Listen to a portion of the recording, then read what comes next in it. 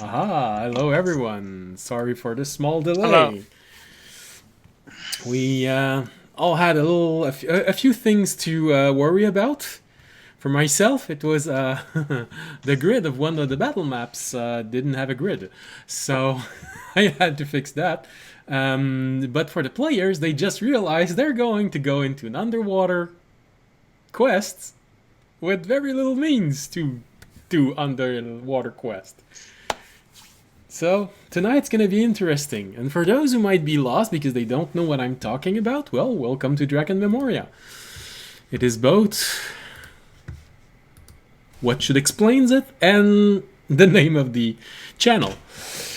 So, for those who are wondering what Drakenmemoria is, it's about Dungeons and Dragons and a group of people playing Dungeons and Dragons. Arguably, the group of people playing Dungeons and Dragons is more important than the rest. So, if it's not your thing, Dungeons and Dragons, well, we're not going to change our schedule, so you have to do with it.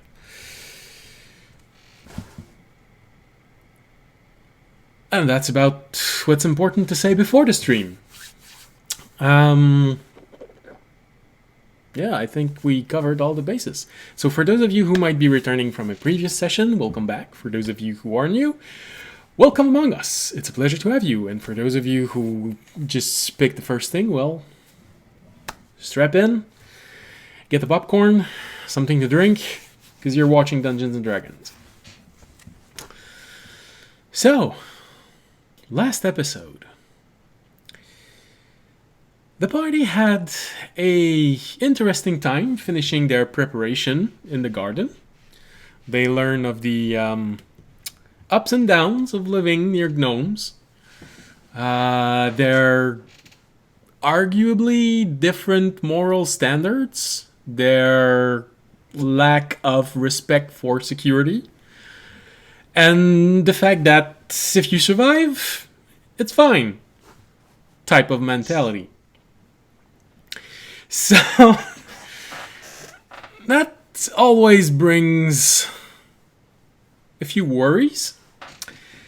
And we're hoping that it's because of those worries that the group decided to take on a quest involving killing a monster living on a lake, or in a lake, or around a lake, without getting any sort of gear to help them tackle this impressive quest.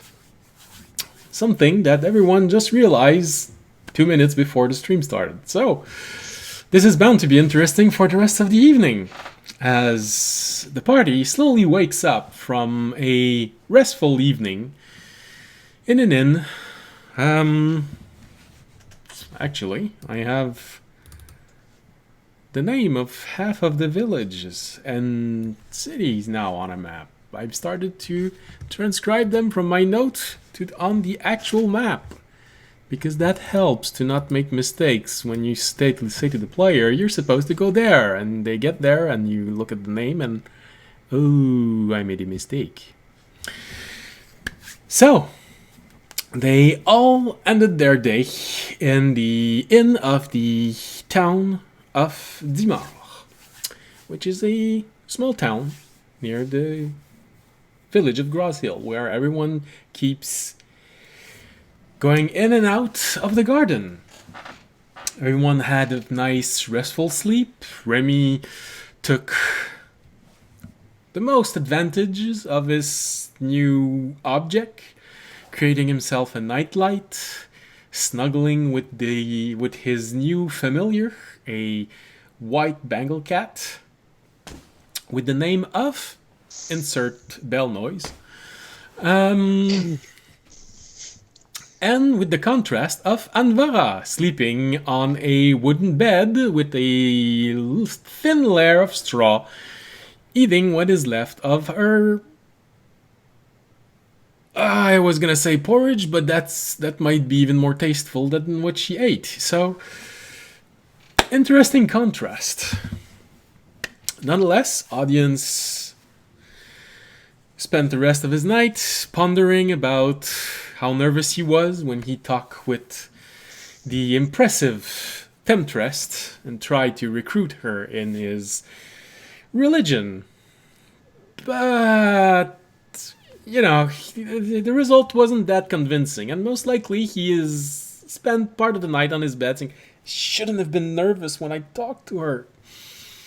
I can do this. I've talked to hundreds of people all at once. But she made me so nervous.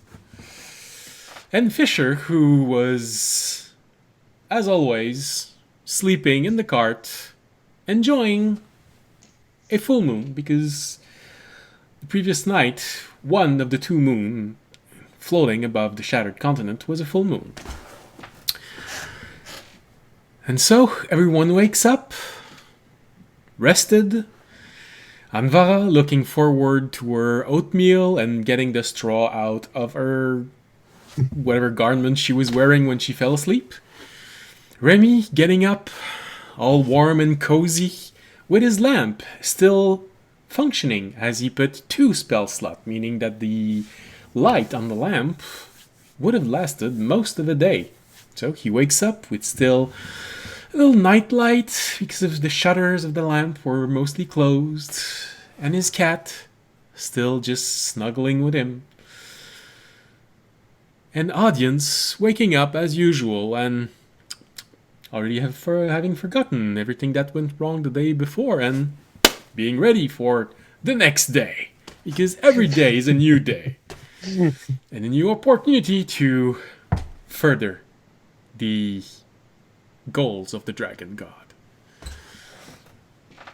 And Fisher, well, just standing there in the cart, looking outside. Waiting. Under a clear sky. Yeah, really nothing remarkable about the day. So, Anvara, audience, Remy, and Fisher, what do you do on this beautiful new morning? I have a bowl of complimentary oatmeal provided by my gracious hosts. Yeah, and as you are trying to mix it, and it sort of dawns on you that this might have been the leftover from last night. It's still good. It's not going to poison you. It's a bit dry, but yeah.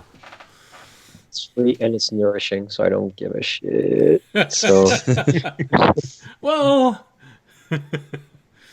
elves need less food than everyone else, but as to not giving a shit, I'd say you probably feel it could have used a little bit of salt.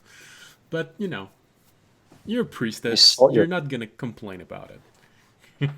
yeah, no, I'm just gonna eat my oatmeal, sing Kumbaya a little bit, and then go back outside and meet Fisher. Yeah.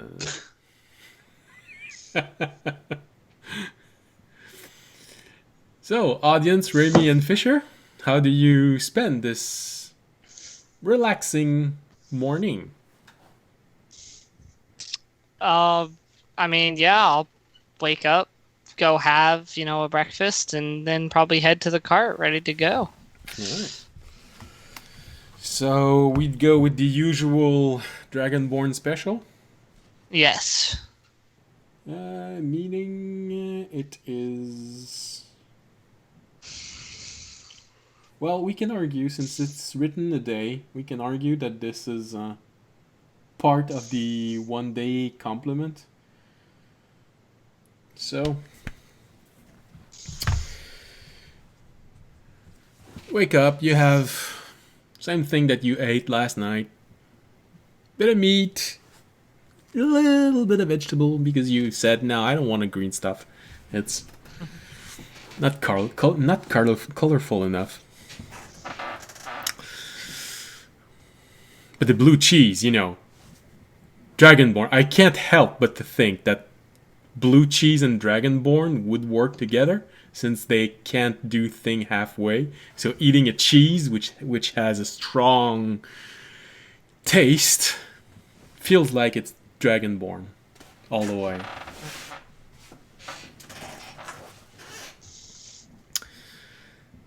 Remy and Fisher?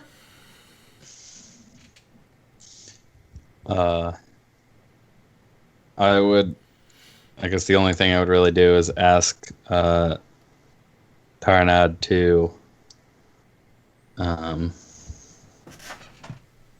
switch from construct to primordial. Okay. Yeah, he finally he starts moving again. So, you want to change? Hold on. He just goes quiet for a little while. Mm-hmm. You slowly feel the knowledge of the construct language slipping in your mind. And then suddenly the subtleties and general feel of the primordial language slowly starts to awaken in your mind. Oh, that's what it feels when the language is just slammed into your head. That's a lot. Especially since It's the accelerated version of Rosetta Stone. Especially since there are 4 dialects in primordial, so you all get that at the same time. Oh, jeez.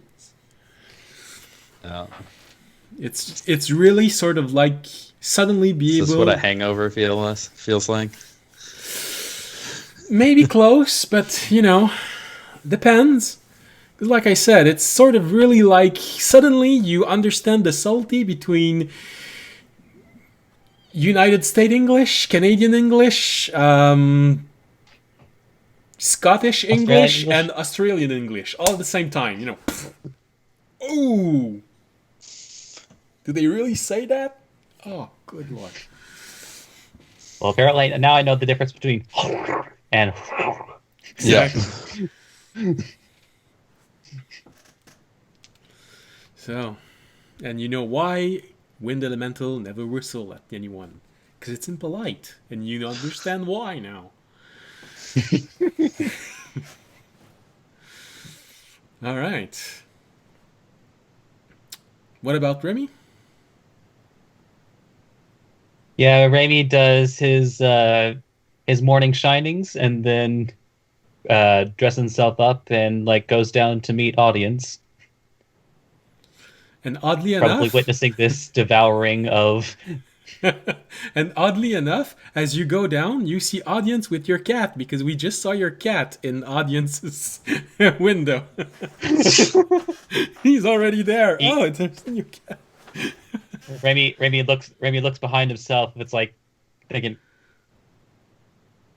looks over the table like, oh, there he is. And he already seems to like audience. Audience, there's a new cat, and he just seems to like you. He just jumped on the table and started to share your meal.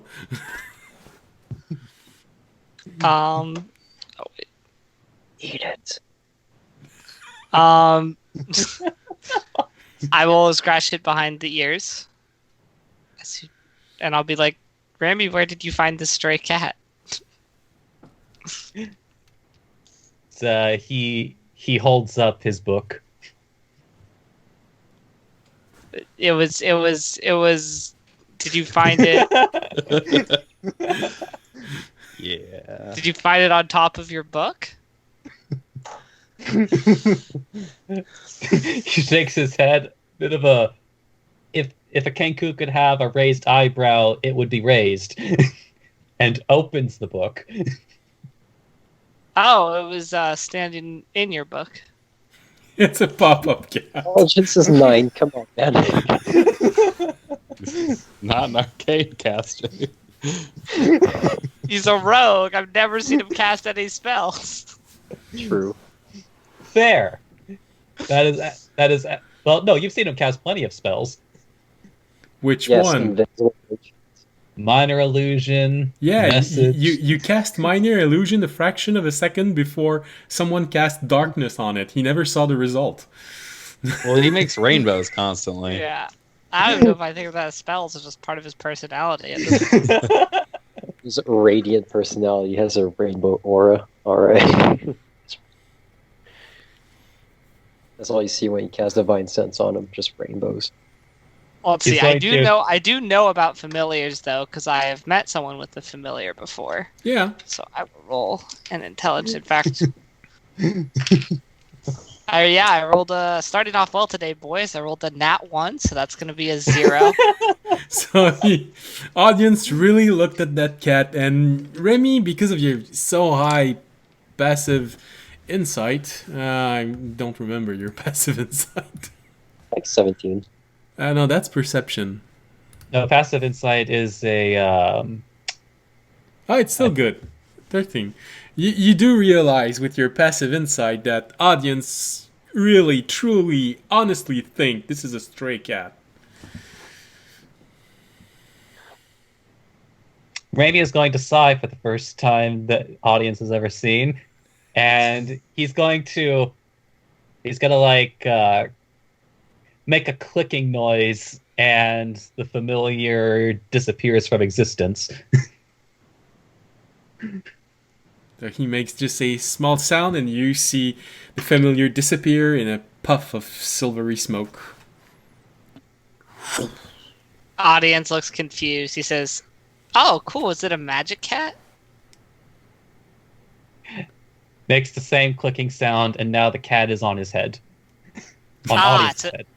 Audience goes, "Ah, yes, it is a magic cat." He's going to think, it's just like, yeah, good enough. Close enough.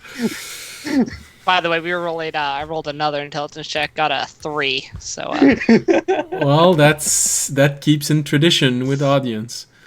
Get them all out early. Yes, please. Especially if you're gonna end up fighting in water or underwater.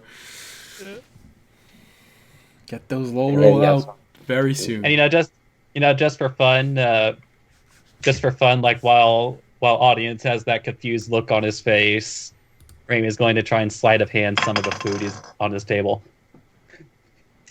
Someone named Gabe is in the chat. Oh, hey! Gabriel. Unless It'll be- it's a different Gabe, it's the player who used to play Tobiyashi, the monk. With a 22 sleight of hand, Raimi just kind of like swipes something from the table. So would the audience expect Raimi to try and steal food? If not, of course he beats you. It's way higher than your passive I mean, perception. yeah, he beat me. I wouldn't notice. I think I would have to literally roll a 2 for you to notice. Unless he starts suspecting you, then he's gonna be allowed to do perception rolls for this. So you're just distracted by the cat that appears on your head, and as you look up and slightly confused, oh, so this is a cat. You hear a swift, nice cat. Didn't I? I thought I had 3 pieces of meat. The cat must have ate one.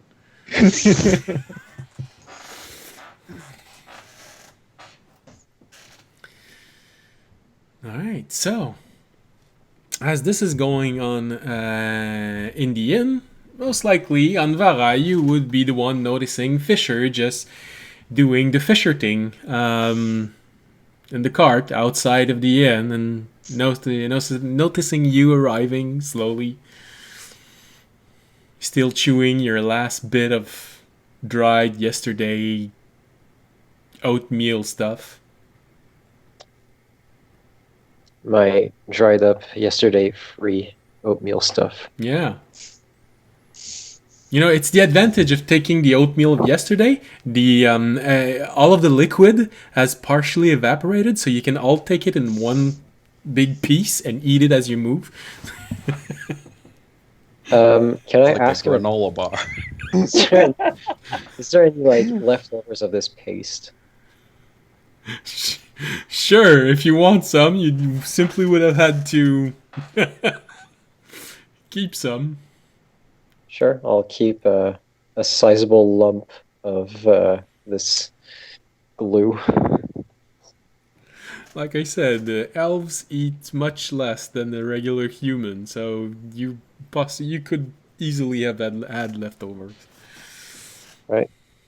Custom items, lumpy ghouls. Dried lumpy oatmeal.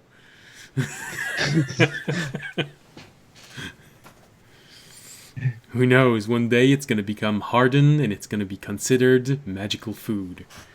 You eat it and you start hallucinating. Awesome. I can make poisons with oatmeal. Let's go. All right, now you have a weapon against a creature living in water. It's 2 days old oatmeal. All right. Roll Constitution. So, Fisher and Anvara, you see one another. Do you do something else then? Huh? Nah.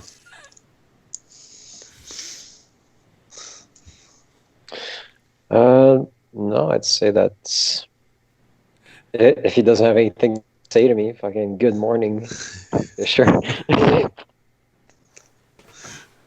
Morning.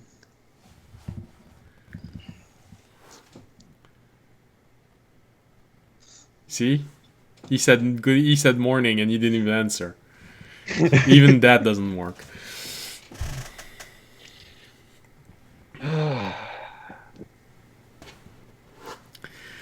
All right. So, do you stay with Fisher silently beside the cart, or did you go in the inn see what's going on? Audience is usually good for a laugh or weird stuff. And you probably have a bone to pick with him. Because of all that happened in the garden. No, but I will check to see if there's anybody who looks like some kind of leather worker. Yeah, you could probably easily find us. It's probably a little bit early. People might still be doing their daily worship.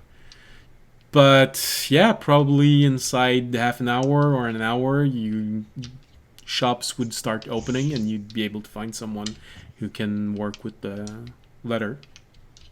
Well, I'll wait till the barrel of fun is done with breakfast. Okay. So, do you just stay outside, or you go sit in front of the leatherworking shop, just wait for the person to arrive? I'll chill with Fisher till I see someone approach the leather workers building or whatever he's posted Right. at. So Fisher, Oh, while he's waiting there, like, or she's waiting there, like 5 minutes of silently standing there, go. Oh, by the way, and I'll pull out the flail. The bet's changed a little bit, so you get a flail now instead of just a stick. That's fine by me. That is a Cool. nice flavor. And you made it by hand. Makes it that much more special. Yep.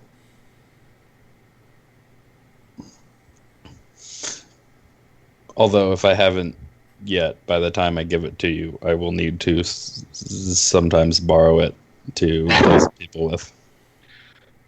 All right, so I'm lugging it around until you need it. Gotcha. well, technically, If I lose the bet. yes, that's what I was gonna say. Technically, you still don't have the answer to the bet. If I win, I get the privilege of lugging your shit. Okay. The honor, the privilege. Yeah, the it's a very important stick that is now a flail. It's an upgraded stick. Yeah. You know, I Yes. don't have advantage on the sleight of hand checks anymore, right? Because I have a chain shirt and no longer chainmail. I might take that. What? Change shirt. I didn't know. I didn't look. Change shirt. It's medium. it doesn't pose disadvantage. Yeah. Huh. Good upgrade. Yeah. All right. All right. Well, then, inside the inn, audience and Remy, is there anything else you'd like to do as you are ending this breakfast? Playing with a cat? Remy stealing your food? Nope. I'm good. I'm ready to go. Tackle some beasties. I don't know what. It's giving me such a feeling of boyfriend and girlfriend. You know, he orders the food, he steals from the food. That's how it's supposed to work. You know, it's. I think in Ramie's dreams, it is that way. I think even in reality here, it's how it works. At least it's how it was presented to me more than once. Reality is often disappointing.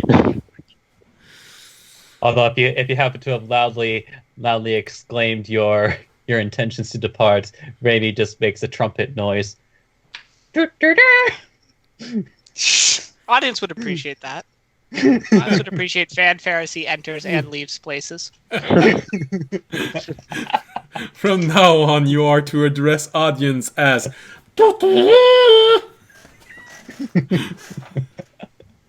Has to wake him up in the middle of the night to tell him something. All right. Okay. And he'll So, let onto his shoulder and walk out with audience.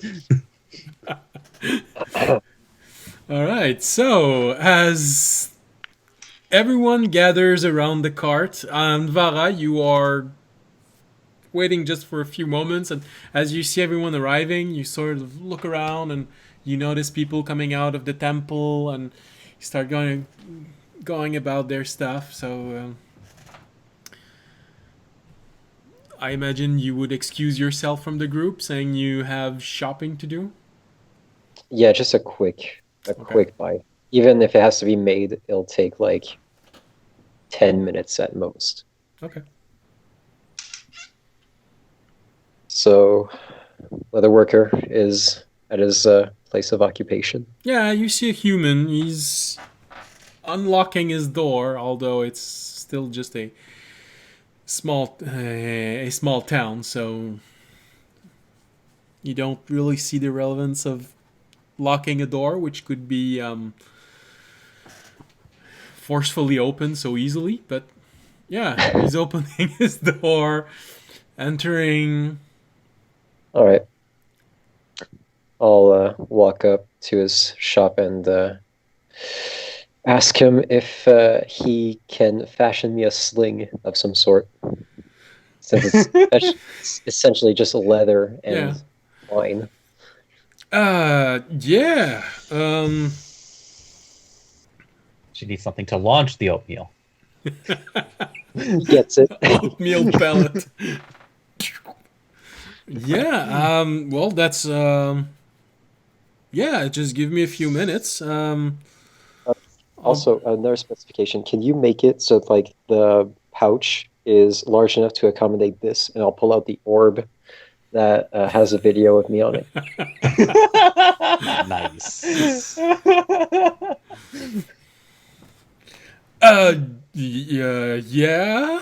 That's a bit of a special request, but hold on. I can easily try and figure out if I have something that I'll do. So, you see him go at the back. It's sort of half open. So when he opened the windows, he really just pulled a few covers, and the store you can easily see inside. It's not glass window, it's really open. So he goes behind just a small wooden panel behind him, and comes back maybe after a minute and a half, and yeah, I could probably do something with this piece of leather. Probably work. You have a few minutes? Oh yeah, of course. All right. So he takes a few moments, and where is it? Here it is. Oh wow. All right. Reception's good. It's What did you say? Nothing. Nothing at all. I was talking to myself, and I guess the shop owner heard me. Yeah, because elves talk to themselves all the time. Of course. You know. I like schizophrenic elven cleric. The classic. Yeah. So it takes a few minutes, and you see him start sewing part of the leather, just pulling it back in, reinforcing the sides so that it supports well. Maybe after 5 or 6 minutes, yeah, this should do quite well. Normally it's All right. 1 silver, but how about 1 silver, 1 copper, just for the extra bit of leather that I had to add? That good?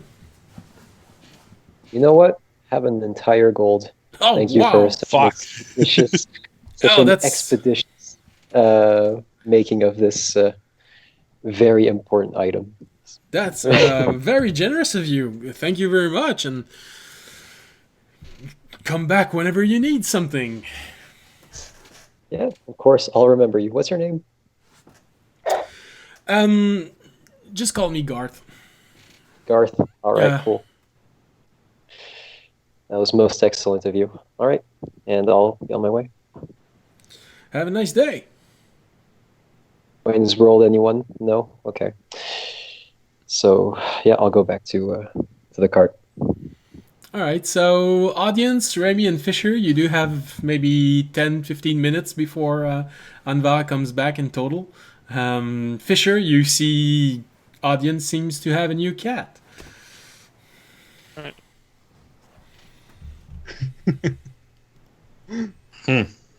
You hear from inside of you, yes, because we always need more barn animals.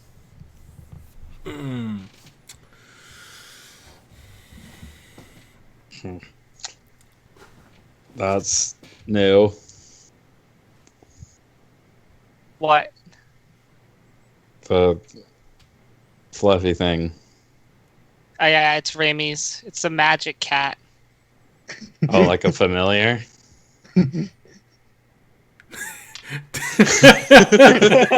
Yeah, I got What, that you're one. like a familiar? So I'm it, like- it just dawns on audience. Oh yeah, I remember now. Yeah, so what I said, a magic cat.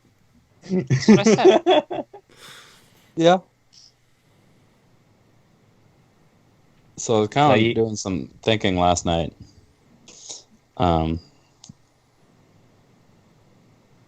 Because, I didn't remember to ask. But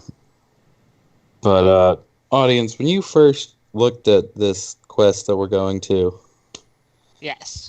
did you find any details on what the thing was No, it just said a creature. in the But lake? it was obviously a creature in our skill level, because the quest wasn't red. Uh-huh. Yeah, no, I get that. Yeah, I see. But now, So audience make How do you guys think we should go about trying to fight it if it's in the water? audience make an intelligence roll just to see what your memory conjures back from what you read on the board. yes, there we go. There's an 18. Oh, all right. So you think about it for maybe 2 or 3 seconds, and everything comes back. So what the information on the quest was on the board was that the rumor originated in the small village of Westwind, which is west of the the northern half of the Twin Lakes. It's an adventurer that when he was coming back from a quest, heard all of those rumors from that town. But also the rumors did include sightings of it, and there have been a few other adventurers, and both themselves noticing it, but also hearing from other villages and towns around the Twin Lakes about the sightings of a creature near the bridge between the two lakes, a bridge that you have already crossed twice before.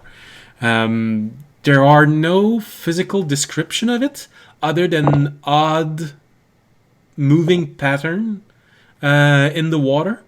There have been rumors of fishermen being scared, boat being turned over in a lake where there is not supposed to be any creature capable of doing this. But no physical description of it. So it's either something that is hard to see or possibly invisible in water or just too fast. I'll say it's something that's in the water, but there's no physical description. It's big, at least it has the power to turn over a boat, though. Okay. Oh, Village. See, this is Village is a problem. fishing boat, Yeah. not a Okay. trolley. Not one of those giant. Yeah, it's the size to turn over one of those giant warships out there. We're gonna go just hanging Yeah. out. the sun fisher hanging with a kraken in the lake. Yeah. So Nah, this that's isn't what our really friend the orcs have to fight. going to be a problem for me, but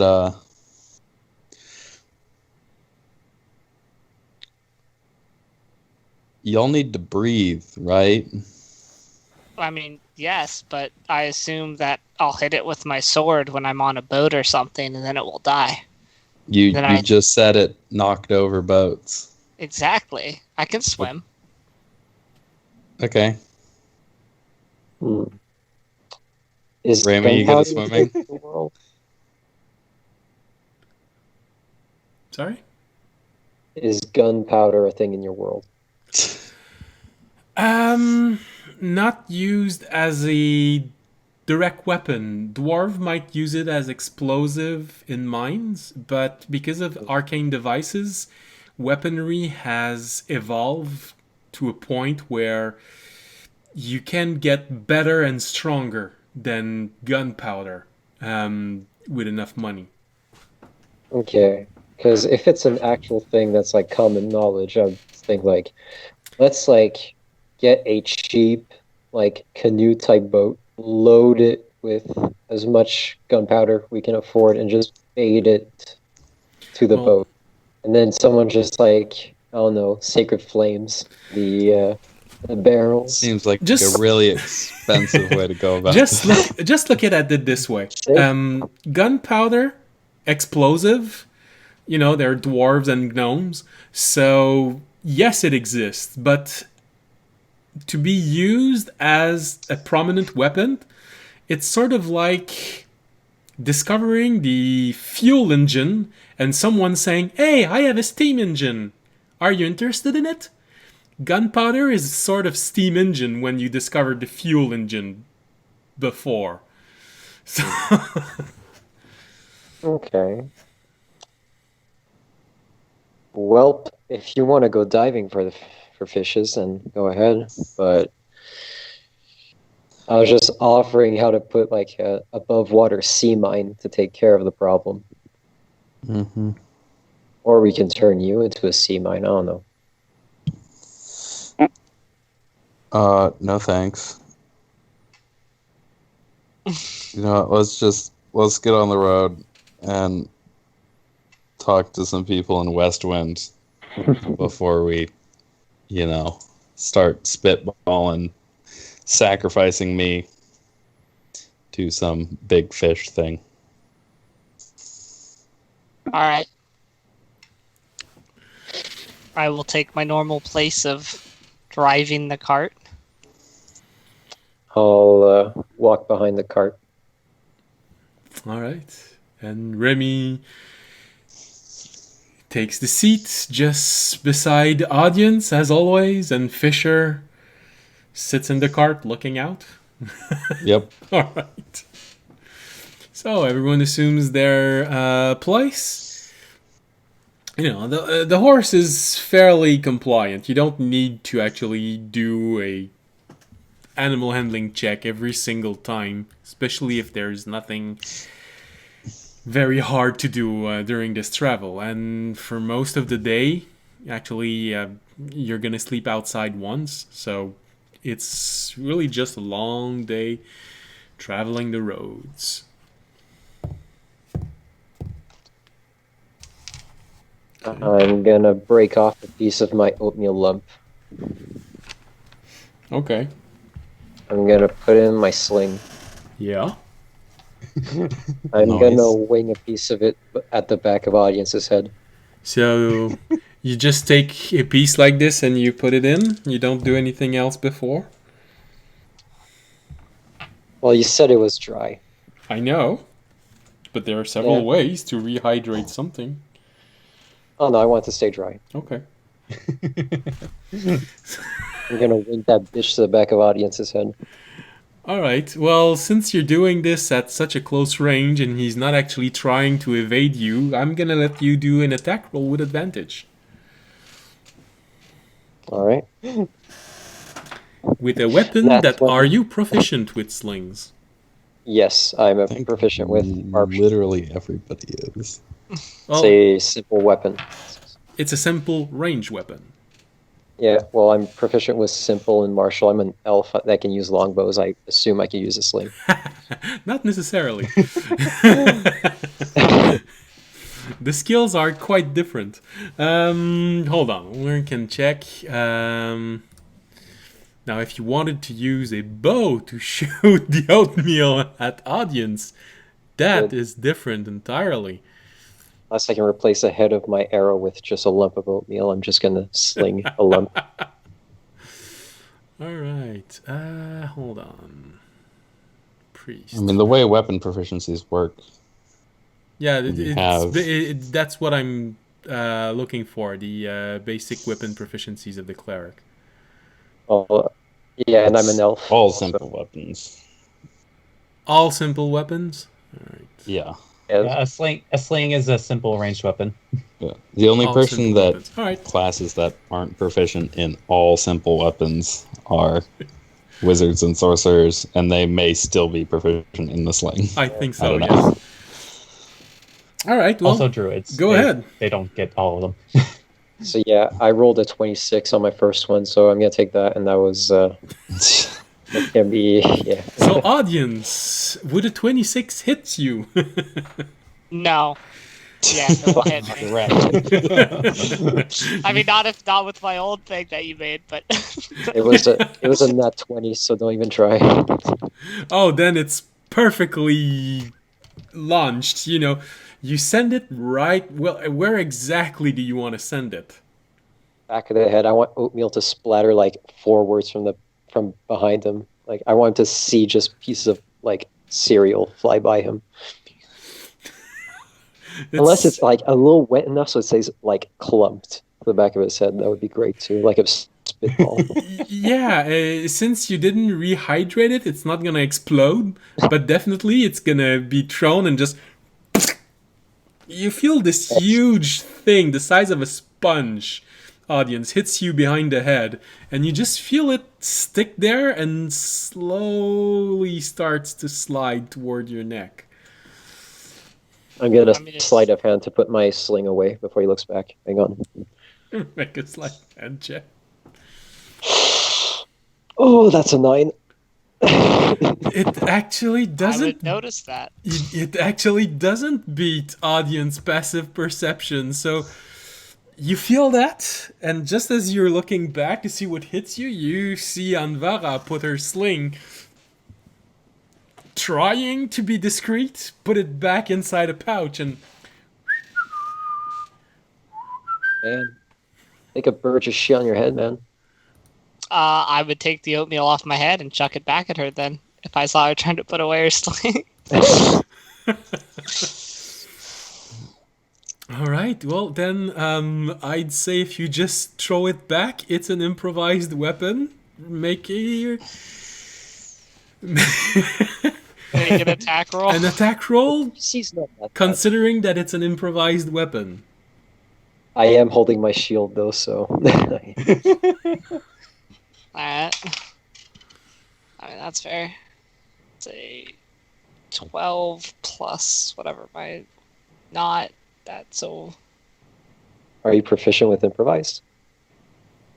But he maybe still gets to add his stat modifier. Yeah. Oh, plus 5. So 17. meets it but does not beat it. Well, your armor class is 17. So it hit it. It hits. Oh. Right on, exactly on it. That's just, you raised your shield, you thought it was enough, but half of it just splashes on the side of the shield and splashes you on your forehead and a bit in your eyes, and Whacked me so hard you knocked my headset off. you have a bit in your hair that was just hanging in front. I just won't even say anything. He'll just kind of hum contentedly and then go back to driving the horse. So now, Contemplating. audience, contemplating both loading up audience this- and Anvara smells like a day-old oatmeal. And just for fun, was it water or milk inside? Because that could add It's to a the sh- smell. It's a shitty temple. Of course, it's water. All right. So it's just spongy material. Audience, you still feel a bit that just sliding down your neck, and it's just too low. You can't reach it. And Anvara, you sort of feel Raimi this would in have your been all hair. up on that. Just like Raimi would actually get up and try to remove this invading food matter on his Adonis. For a moment, I thought you were going to say and lick it. So, and Anvara, Before you're there, audience- and with the Feel a beak pecking at the back of your head. yeah, it's a bird. All right. I'll have you know that, and I stated this last session, Raimi has standards Yeah. now. Yeah, Alright. he has standard. He's helping audience and not Anvara. All right. Food fights aside, All right. we have roads to clear. All right. Well, the day, with the exception of this, slowly drying and smelling a bit, and Anvara, you do eventually manage to get all of the small pieces out of your hair, and there's one piece that fuck, you just got it, and all right, it's gonna grow back. Don't worry about it. I got time. Hundreds of years. The back of Audience's head is now extra shiny as Raimi has now polished this disgusting material away. There's even a bit of a sparkly spot on his armor just at the back of his under his neck where the shoulder blades meet. Just extra shiny. All right, so the rest of the day, goes by mostly uneventful. You do cross path with two humans and a halfling. All of them have fishing gear on them, and they're slowly walking toward the bridge. They're not walking very fast. It's the end of the day. They're a bit cautious when they see this cart arriving with a dragonborn, a kenku, a construct on it, and a priest walking beside it. So they become cautious. They really remove themselves from the path and start walking beside it. But it's the only encounter that you have during the day. All right. But they have a cat. There are no bad cat owners. Yeah, because there's a cat being owned by a bird. So that doesn't raise any suspicion at all. Maybe the cat owns the bird. So they do raise an eyebrow as this odd group just crosses their path and keeps on going. And hey, bye. What was that? I don't know. There's been a lot of weird people around these days.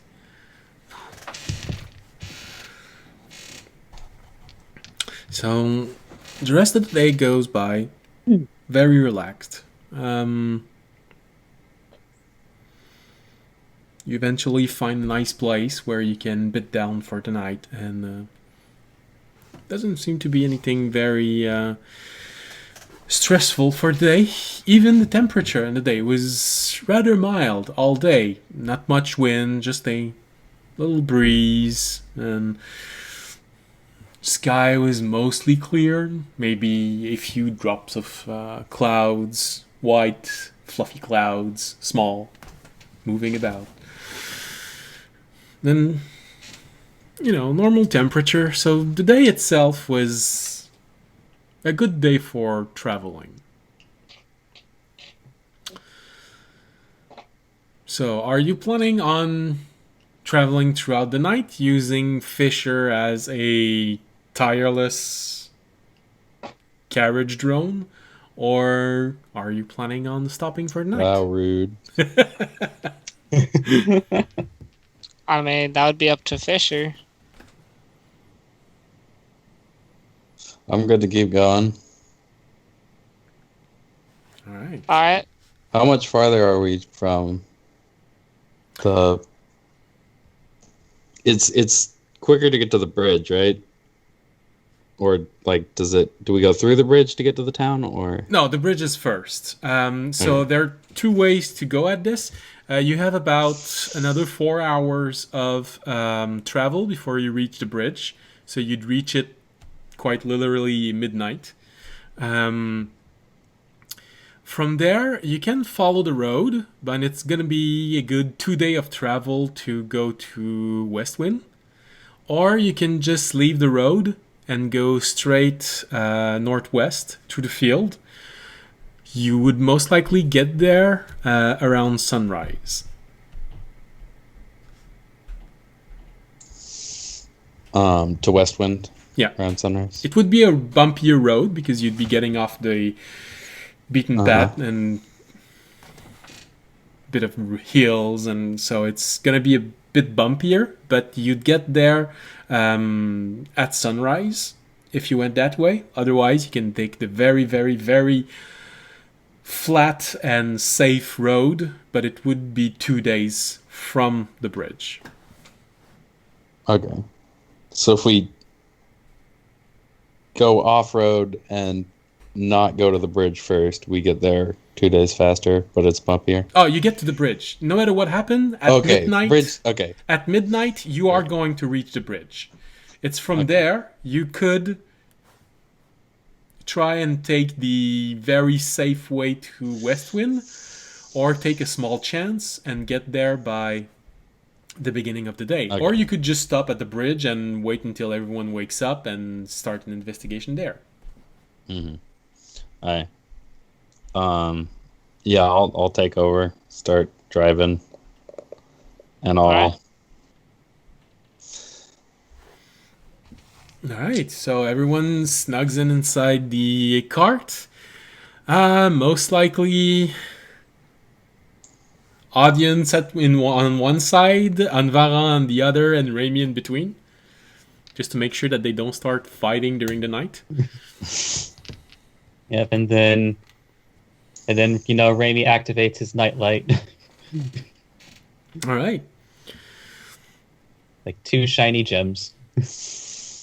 Yes, you can put only one if you want. It's gonna keep the lantern up for 8 hours, but you can put 2.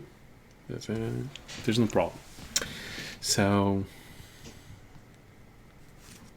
all right. Yeah, he puts 2. All right. So this is a bit new for Remy, audience in Anvara. You see Remy take his lantern, send a bit of energy in it, and you find yourself in a cart with a nightlight. All right. Okay. and a cat. Mm. The rogue's a mage. Go figure.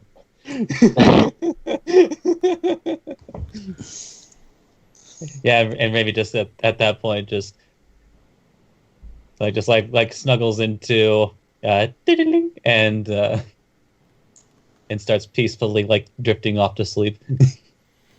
So for those who might be wondering, because Remy is a Kenku, the name of the cat is the sound of a bell ringing, a small cat bell ringing. This is why it's always cling.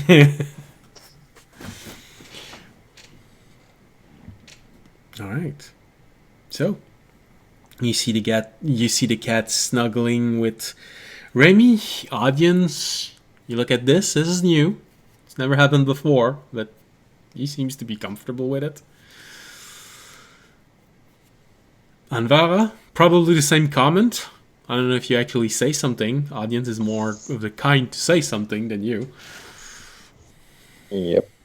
In regards to the cat, was that it?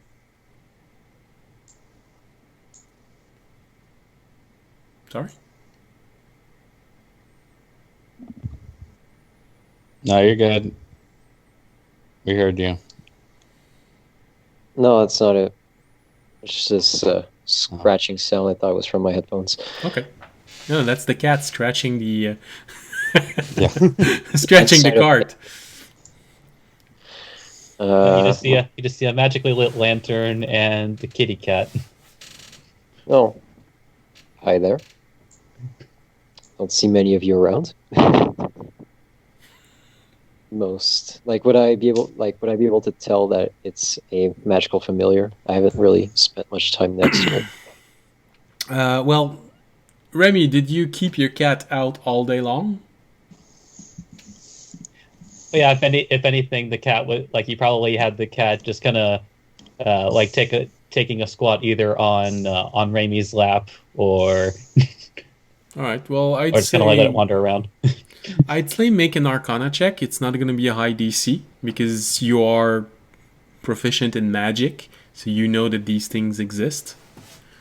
I am not proficient in Arcana, and I No. have a +0 to intelligence, so that's I gonna know. be. But what I mean to say is that the DC is not going to be high. Is it lower than 10? Actually, yes. Oh. So, considering the entire day, the fact that it's new, and he's already acting as if he's been Remy's friend for his entire life, it's sort of easy to put together that, oh, okay, he's most likely a conjured animal. A curious choice.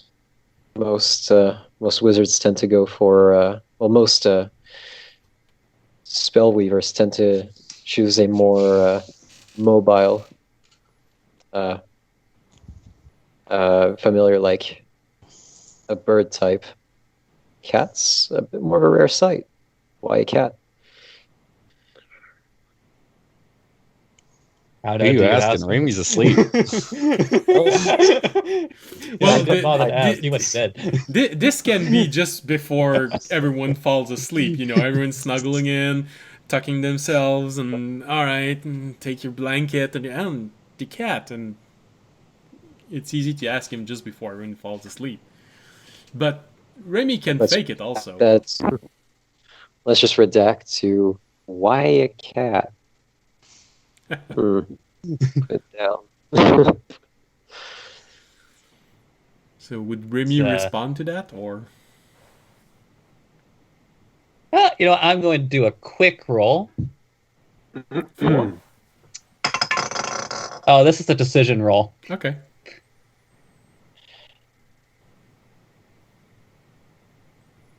It's he's going to kind of, as he was about to lay down, kind of like turns his body back over, I guess, and in minor illusions, the oatmealed back of audience's head.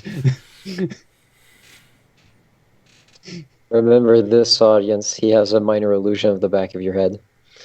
So sorry. Okay. All right. That's it. I guess I'll drop the question. Oh no, it's like the decision die was in your favor, but he still felt the need to point it out, and kind of like looks to you and responds in. Yeah, I don't think you've heard this specific voice, but kind of like a more sage-like voice, and he says like, "Would you like to be my friend, Raimi?"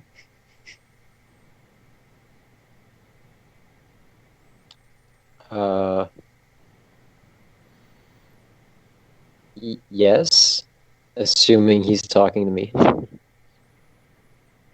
Because I know he shakes his head and points to, Ah, and then he says, "It's like, my name is Vincent, but please call me Vinny." I don't know why Anvar tries to talk to Raimi.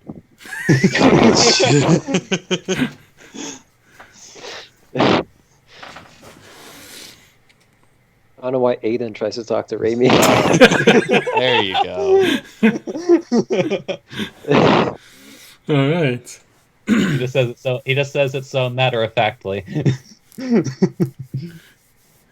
And in the world, it translates to, why do I even bother? Why do I talk to Kenku players? All right. And call. During the night, you don't know why, but you feel something wet on one of your finger, and suddenly you pee. No. You see the Kenku.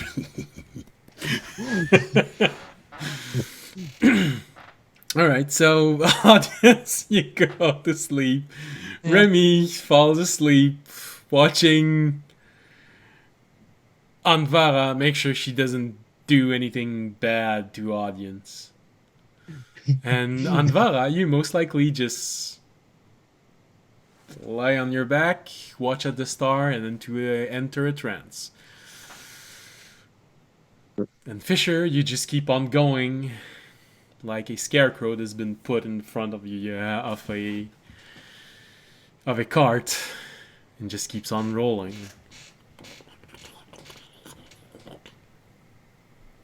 Yep. Alright, and since you haven't used any resource which needs to be regenerated, you don't actually need to fall into your sentry rest. So you just stay there, and let's have you make a perception roll.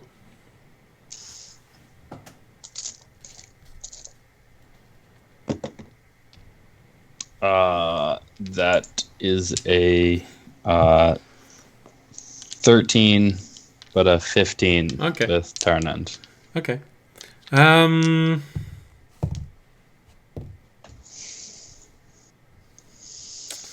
Okay. So for the first hour, you, of course, you don't notice anything. It's quite peaceful, and you actually even manage to see a bit of a campfire light in the distance, but most likely the group of fishermen that you encountered before, just bedding down themselves for the night.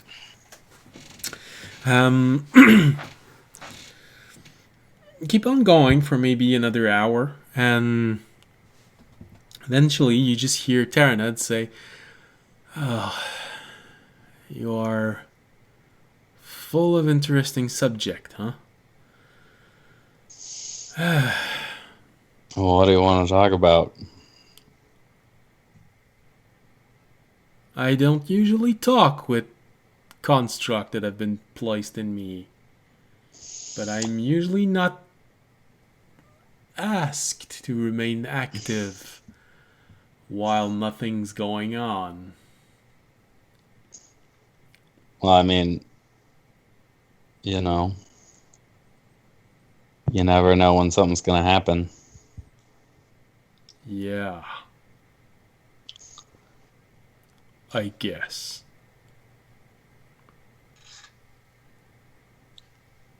So, I want to look inside of some of your memories. Interesting stuff.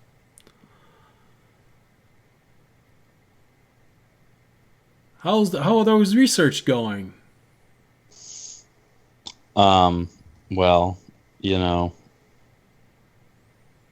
not great. Yeah, I haven't You had wouldn't happen time. to know anything about it, would you? About which part? There are several researches that you started that you never finished. Am in the middle of, but yeah, I mean, I'll start out with the mark. The mark. You're Yeah. pretty old.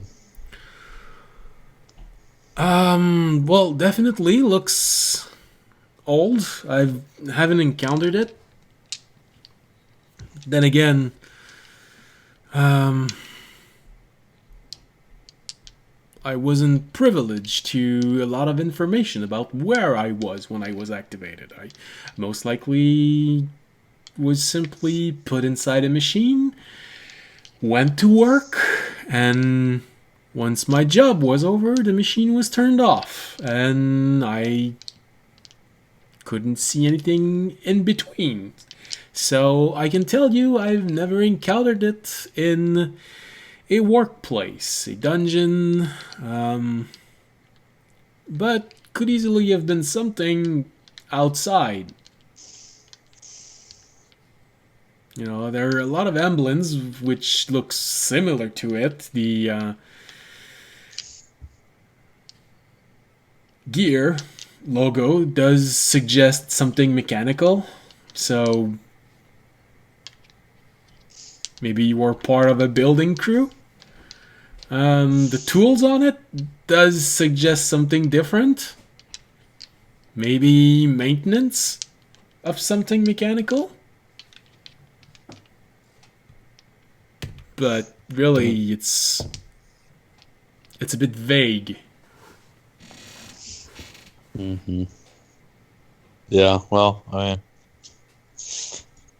kind of figured as much. It lines up with what the people at the garden told me, so. They do seem to have a lot of knowledge.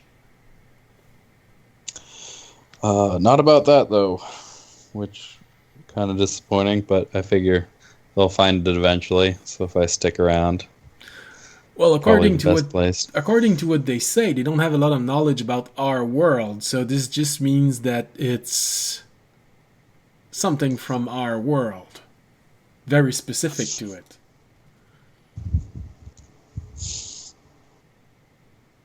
Yeah, I mean, I kind of figured I was from this world.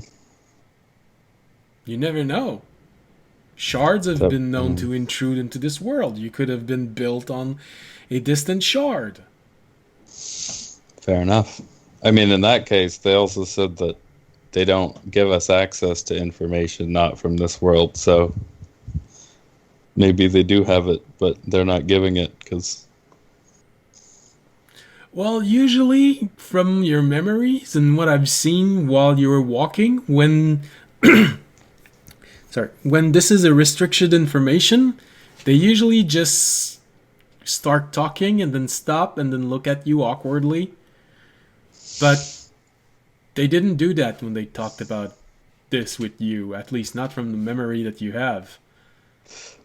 So, Yeah, I'm not really good at reading people, so yeah, that's. Thanks. Look at us working together. well, it's not like we Getting have a it lot of done. choice. Yeah. I mean, they can't hear me, and I can't move. Yeah, it's probably a good thing they can't hear you. Why? They really they wouldn't like a lot of what you have to say. Oh, they're sensitive. Yeah, you're a little rude. Come on. I mean, you can honestly say that you find me rude after living 5 years almost on a boat. Well, I mean, there's rude, and then there's a shitty, despicable excuse for a person. Right, so what you're saying is that I'm better than persons. I'll take the compliment. Some of them.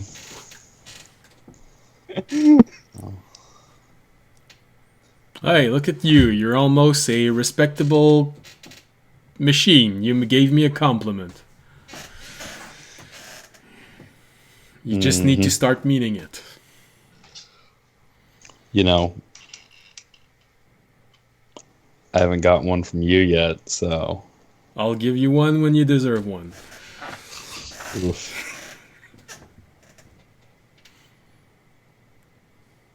Yep, should have expected that one. I'm gonna wait until once I want to get across the bridge All right. and then stop on the other side. All right. Well, in that case, you do get another hour of mostly awkward silence and weird conversation with Taranad. But after that, you start seeing the bridge on the distance. And, all right, you're going to be there maybe in half an hour. Since the night before it was a full moon, you can easily see everywhere around. It's almost a full moon tonight, so it's not like you're gonna miss a lot of details. And especially with two moons, the other one is not completely gone also, so it's fairly bright outside. Sorry. So it takes about half an hour. As you are traversing this bridge, you do notice an odd shimmer in the lake. And it starts going in your direction, but maybe 200 or 300 feet before the bridge, you sort of see the shimmer disappear. It sort of feels like when a large creature just completely submerge after being very close to the surface, not enough to breach it, but that's a bit how it looks. This odd shimmer of water moving and then suddenly disappearing. You'd say like the wake when something's under the water. Well, it that didn't it makes on the top. That's a bit of the odd thing. It didn't actually make a wake. It sort of was moving water without disturbing it. And then just completely disappearing too low between the waves to even disturb what was going on at the top of it. Sort of like in cartoons when you see something moving under the earth and you just see the bump. Well, that with water. So there's no actual wake. And it's just a shimmer. I can't tell. No. See it. Okay. How far across the bridge are we? Maybe halfway there. It's not a very long bridge. Hold on, I have this information here. Also, is it floating on the lake, or is it actually like a built bridge? No, it's a stone bridge, and it's okay. It's about 50 feet long.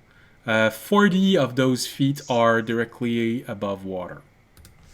Okay.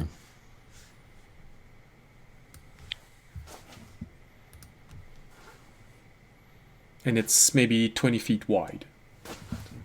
Okay. I'm going to try and steer the cart more like directly in the middle of the bridge. All right. and maybe pick up the pace a little bit. All right, so steer the cart in the middle of the bridge, and nothing seems to happen other than this. You don't see it reappearing on the other side. You don't see anything close to the bridge. You don't hear anything either, other than the normal sounds of small wave just under the bridge. It's at this place, the Twin Lakes are not that deep. It's sort of the Twin Lakes feels like two large lakes connected by a stream that is maybe deep enough for someone to completely submerge in it, but not that much. It's really a bit of a stream connecting two large lakes. And the bridge was built there because it is the thinnest portion of it. So you easily maneuver at the center, and maybe 30 seconds later, you reach the other side, and nothing else seems to have happened. I'm gonna pull over and get out and try and find just like a rock and have Terraned cast light on it and then throw it in the lake. Okay.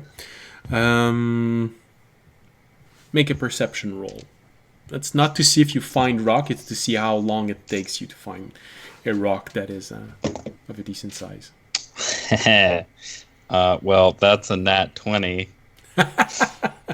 for 21 or 23 with Well, with a natural 20, most likely what happens is that you look around and in your mind, at the same time as you say, here's a nice rock, you hear Terranad say this exact same thing. So it's sort of inside your mind stereo, oh, it's a nice rock. Said it before, no, it's me. The two going, jinx, jinx, now. Uh-huh. So take the rock and you ask him. He complies. Yeah, sure. Bit curious about what that was also. So, Anvara, because you're in a trance, you would notice that the cart has stopped moving. Okay. Have my 4 hours passed? Yes, it's right on that edge of 4 hours. Maybe it's 3 hours and 55 minutes. But you're about there. All right. Well, if I'm aware that the places that the wagon has stopped and that I'm aware that I've gone through enough like meditative. You feel refreshed. All right. If I'm like that, and I feel the wagon stopped, I'll probably get up, like open my eyes and check around. All right. Well, you get up, and just about the right moment where you see Fisher look at this rock, and can you cast light on it? Then you see the rocks become lit as with the light spell. A spell that you know. So you can easily recognize it. Did I see Fisher cast magic before? Yes. Yes. He When? threw a chromatic orb, I think. I threw 2 at the Umber Hulk. They both missed. I don't remember that fight though. No, that's right. But That's he fair. used magic once. No, actually, you In didn't see fog. it also because you were inside the fog. So Oh no, I used Fog Cloud when y'all were doing your dumb light competition. True. yeah. Lit measuring contest. So, Yeah. so you heard him utter the words of spells, but you have never actually seen it have a result. This is the first time that you see a magical result from what he's doing. Well, I guess magic affinity isn't that rare in people, so I'd just be like, oh, him too. Well, in adventurers, in my world, magic works that you have to have the gift inside of you. to be able to do this, but most adventurers, for some odd reason, do have a level of this magical gift. So, and he is a arcane made creature, so it's most likely just tapping energy, surplus energy within him.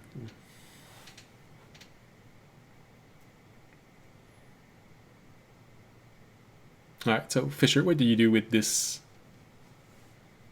now bright rock?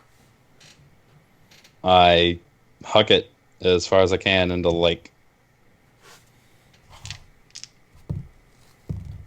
Or into the middle of the lake.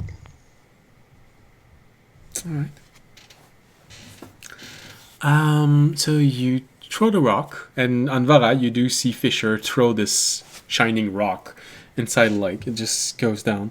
I'd say Fisher make a... Well, Anvara also, if you want to be mindful of what's happening. You can both make a perception roll. Gonna get a nat 1 on this one after getting a 20 on finding a rock. Hey, no, that's pretty good. 19 and 21 with Darnad.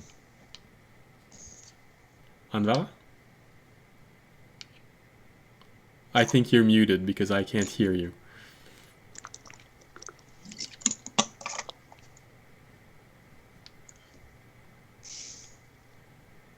No, still can't hear you.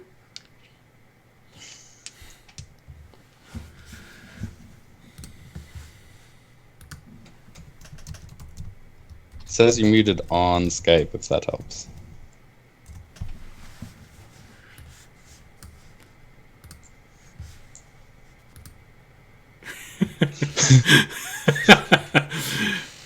It would appear that Anvara is speechless. I threw that rock so far. It was such a nice throw. You know, it just went right in the middle of... Just like robots casting magic, man. Galaxy brain. Yes. Oh, we heard something. What did you say? I said, all right, we're back. All right. Basically, this outside's been... I guess it must have fucked with my Wi-Fi or something. Or maybe I just, like, got a rough patch. Maybe. Because, like, it cut off, and since I'm using my phone for Skype, I was on my data. And I was like, wait a minute, why the fuck am I not hearing anything? And, yeah, I was using data to use Skype. No, please, no. Yeah, that would have been... That might get expensive fast. Yeah, no, screw that. And thank you for the raid, by the way. Oh, cool. I don't know if Hello. anybody talked. Well, everyone, feel free to talk in the chat. Audience, you look like you're Dragonborn right now. You could always talk in the chat if someone says something. It would help. We'd get a feel of your dreams. So, Anvara, did you roll a perception roll? No, I didn't hear that you wanted one. Well, you can, because you're awake and you saw Fisher throw a luminous rock inside the lake just at his feet. You can roll a perception roll to be aware of what is happening. 24. 24, all right. So you throw this rock and it just hits the water in a big sploosh and goes down with the light on it. And for a faint moment, both of you feel like there was a movement in the water, a large movement past the bridge. So on the other side, from your point of view, this would be the right side of the bridge. You do hear an odd sound in the water. For a moment, it feels like there was a shimmer, but it lasted maybe half a second. Then there's sort of stillness in the air, and nothing else happens. Did you see that? Yeah, both of you saw that. With the perception roll that you made, you both saw it. Yeah, I was asking Fisher if he saw what I saw. Yeah. Still can't really tell what it is. No. Can we tell if it had like fins or like a tail to It's the just house? All that you saw was a odd shimmer in the water and sort of movement, but there was no ripple from it, no wake from it. It sort of is as if the water had just in one place, maybe risen something very small, just a So it shimmered, so probably scaled. So natural armor. at It least doesn't- at the least equation. an odd movement, because when water moves under the almost full moon, it can appear like it's shimmering. So it could be armor, but it could also just be the water moving. Um, I'm prepping for worst case scenario. Okay. I mean, it doesn't make a wake, so like, That's odd, especially for you because you're so used to the sea. yeah, things in water make disturbances. I'd say, all right, I'd say Fisher Would this be because some kind of water elemental or something? because of knowledge and experience that you have. I'd allow you to make, and I think you're proficient with Arcana. Yes. I allow you, sorry, I allow you to make an Arcana roll.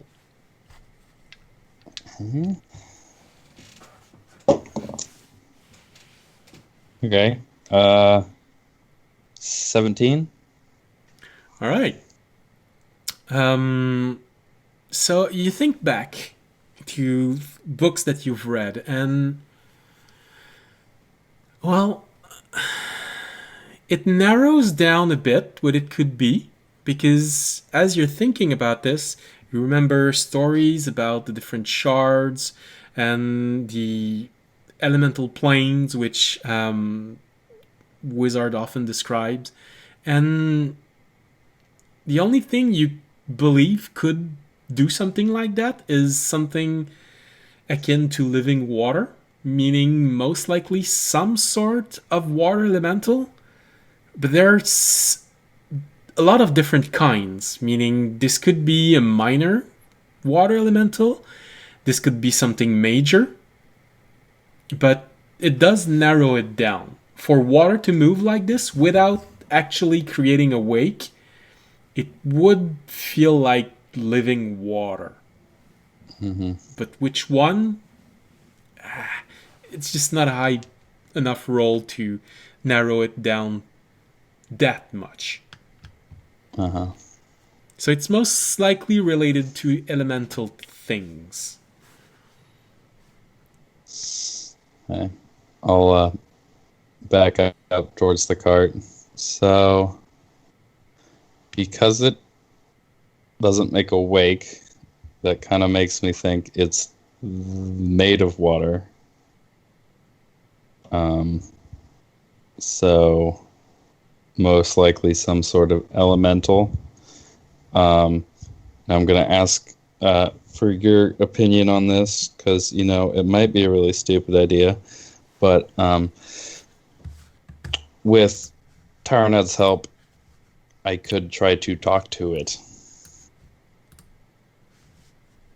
Yes, of course. Uh-huh. Okay.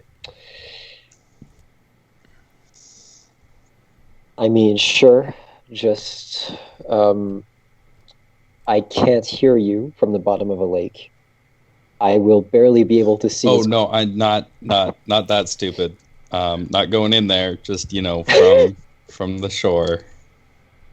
It's like, can you even talk underwater, my guy? Well, he can talk, but Probably be easier to speak water primordial underwater than it would be above water. Fair enough. Sure. I mean, as long as we're on land, we have home field advantage, mostly, if your assumptions are correct. Yeah, sure.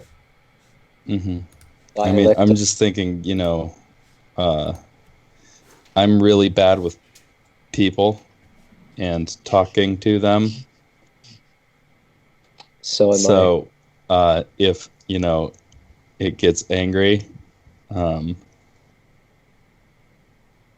maybe not I have your back. in the middle of the night,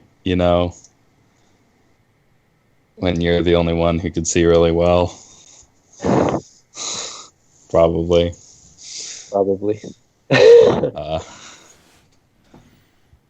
All right. But also, I kind of want to, figure something out before going to the town and hearing a bunch of rumors that most of which are probably kind of wrong and or, Bias. fairy taled. Mhm. Yeah. Yeah, probably best. So, a beast made of water or a creature made of water at the bottom of a lake, and we're going to try to talk to it before. Okay. We're known for resolving things peacefully, so could go well. Mm-hmm. Yes, this group is known for its secondary plan, which become primary plans. Mm-hmm. Yeah. How late? You said it's like around midnight, right? That I Yeah. get to the boat. Yeah. Okay. The others still need 4 hours for a full rest. 2 Yeah. hours. Yes, right, 6. 2. Yeah. But they could sleep 4 hours, then be awake for 2 hours, then sleep 2 other hours. But if they start exerting themselves extensively, like fighting, they would lose the advantage of a. Mm-hmm. Yeah. You know what? Yeah, it's probably not. Let's wait. So I think wait until they wake up might be a good idea. let's wait till Thwacker and Castor wake up, and then we'll take care of it when we're all right and ready. All right. So you just Sounds These are good. interesting nicknames. Yeah. Whacker and Squawker. all right. So you just wait there for 2 hours, 2 hours and a quarter before doing anything, till you feel like they probably rested enough. Come on, wake up. Once the first light spell ends, Okay. I'm gonna find another rock and throw it in closer to shore. Okay. Okay, I'll do the same, but throw it like slightly further back so we can get like more Mhm. light. And Yeah, so like if something's coming at us through the water, it's easier to see. Yeah. Okay. You have dark vision, right? Nope. It's just bright out tonight. And light. It's an spell. almost full moon, and I don't have There the are two calendar of with them. me, but I think it's almost full moon, and hold on, I have the calendar. I can tell you the other moon where it's at right now. The other moon is nearly gone, so it's basically a 90% full moon from one moon and 10% from the other moon. Mm. All right. Okay, and then we're gonna wait. All right. So basically, you do this another time. I think light spell lasts an hour. Yeah. Yeah. So you do this again. I'll do it with him just so we can like keep a track on its movement, see like how fast it is, maybe. Okay. Then. Must be getting pretty pissed though. We're just shoving like flares into its home. All right. Like, that's So- lights. It's just It's a like big lake. So after the first hour, you see the light just dimming and slowly disappearing. You do this again. You throw both rocks, and both make perception rolls. It's been an hour, so it's about time you make another one. An old It's like man the rises from the third water 12 and shakes I've rolled his fist. today. So 13 Natural. and a 15. Anvara, you said? 20, not natural. Okay. So you throw these large rocks, and they slowly start sinking at the bottom, both with lights, and because of the lights that the two make, you do approach, the sides. You have just a better angle at what's happening, and you do see movement below the waves. But there's nothing there. It's really just an odd shift of the water, maybe 10 or 15 feet under the surface. Then it stops. And it stops near the rock that Fisher threw. Okay. So it's closer to the shore than further. Right now, yes. Okay. The way that it moves, it sort of reminds you of a small animal that just decided to go and see what that object that just fell was. Mm-hmm. But as the time goes by, you don't see anything else happen. Don't see any more movement. And right at the end of when the spell is, you all prepare to... It's been almost 2 hours. Everyone's gonna wake up again. Do you throw the spells? Do you wake the others up before throwing the next 2 light rock? Or do you just throw them and then go and get them? Or do you make a dance between? Doesn't audience like naturally wake up after like 5 or 6 hours? No, someone will normally sleep 8 hours. It's just that the way that it is placed, after 6 hours, you slept enough to recover I mean, spell 'cause usage audience and things like that. he like usually wakes up early. That's why.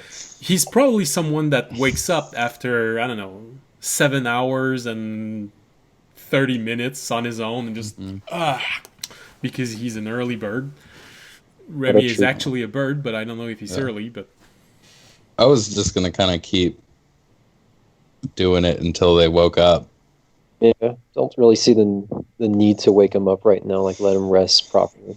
Okay. You know, I don't know how Canonically- that sleep thing works. I'm going to let them handle it. Canonically, Raimi rises with the sun. Okay. All right, so basically, in total you spend an hour. You spend 4 hours throwing magically lit rock inside this small river between the two lakes, and after 4 hours, the sun starts coming out, and you do hear Audience and Raimi starting to wake up. Those last 2 stones that you threw, doesn't feel like there was much of a reaction inside the lake. They just sank, looking, trying to figure out if there was anything, but the lake just feels completely smooth. All right. There's not much wind, so it's easy to discern that. Alright, it's not moving. It's probably just the small breeze, the small morning breeze that's making the wave. It's not some big thing moving under the bridge or anything like that.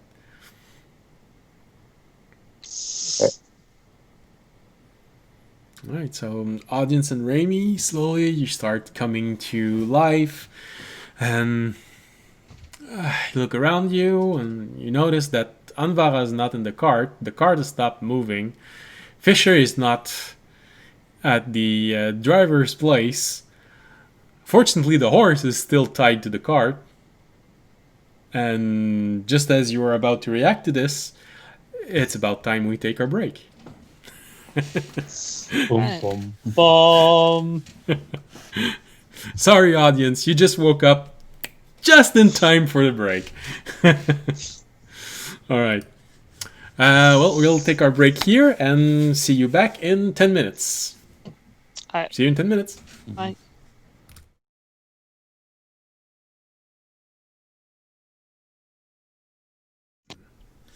Haha! Welcome back. Welcome back, everyone. Alright, so as you can see, everyone is still there and alive. So that's always a good thing. Now let's jump back into the story. So right before everyone left, everyone had just everyone. Anvara and Fisher were already awake and throwing rocks at whatever creature was causing the disturbance in the water, because that's always a good idea, throwing rocks at a creature living underwater. All information. Only good things happen. And after 4 hours of throwing rocks at the creature, finally, Audience and Raimi woke up. They woke up realizing that they were now alone in the cart. Sun was up, and it wasn't moving anymore. I would sit up and look around and expect to be in a village, and probably be surprised when I was not. Yeah. You look around and you see the bridge.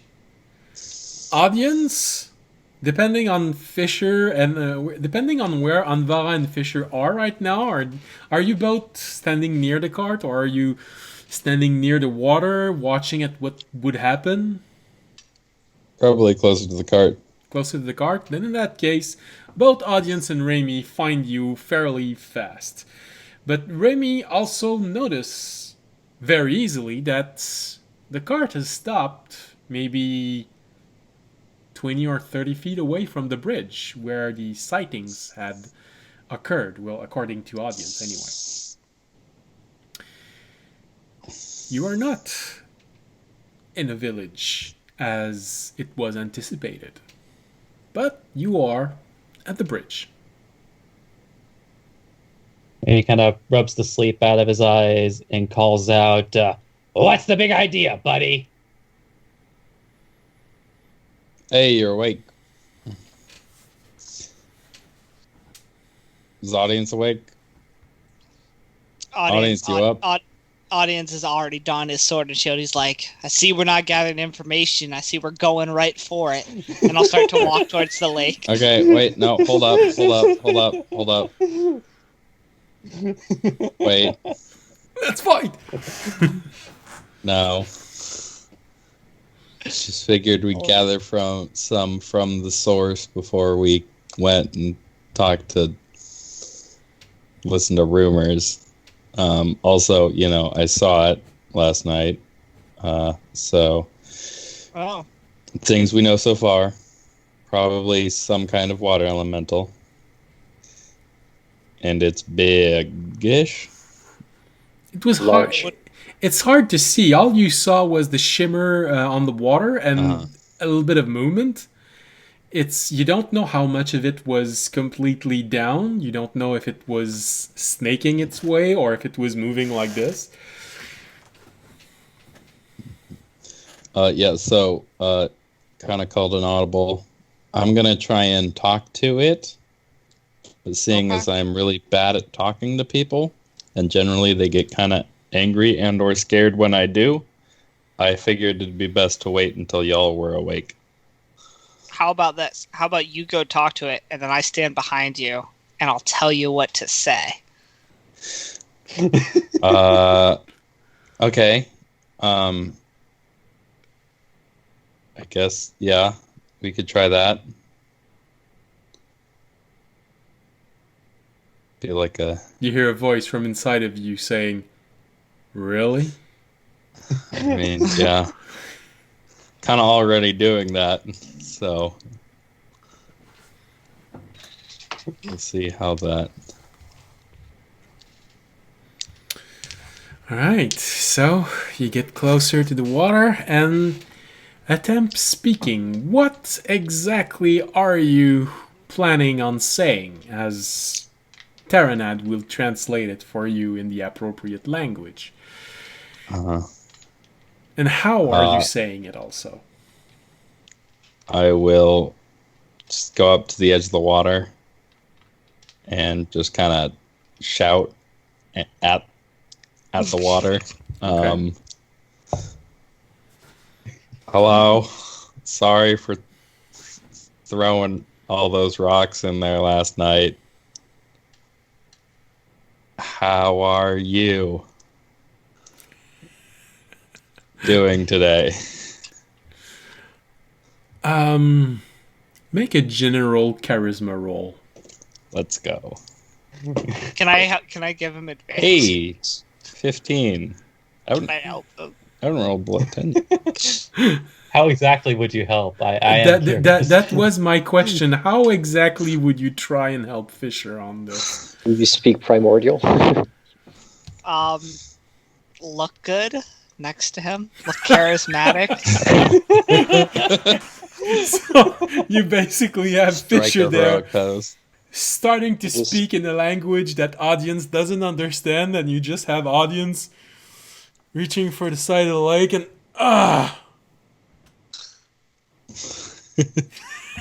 because that helps.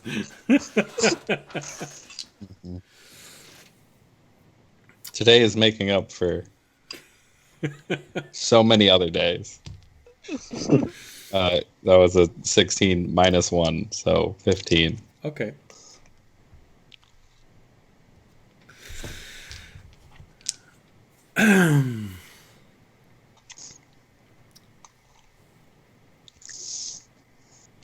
You say something like this, and you hear you think about it, then you see audience radiance presence right beside you, trying to look like he does just before he is about to make a speech about the dragons. Then you hear these words coming out of your mouth. You know what they mean, but you also know that it's not exactly your own voice.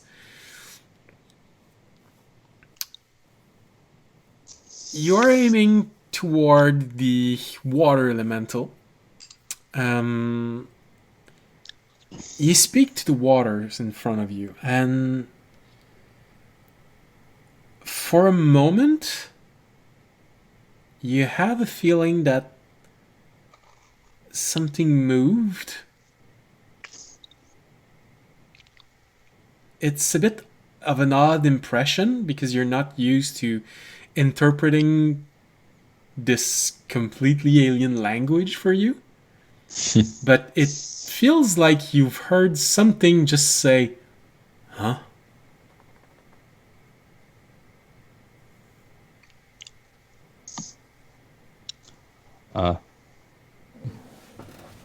Do I need to be in the water to talk to you, or can I do it from out here?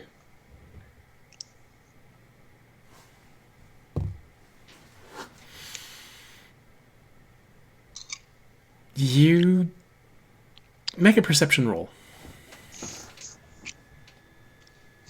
See this man step into the water that just disappear. Just don't Synthetic forget. 20 with 22 All right. with darn it. Both of you picks up on this, and you hear movement in the water, but nothing else. You even hear Tyrannid say, "Well, I think something's listening."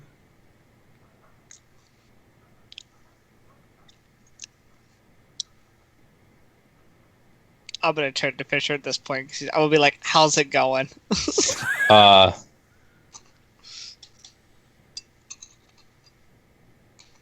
I'm gonna do something maybe not the wisest idea, but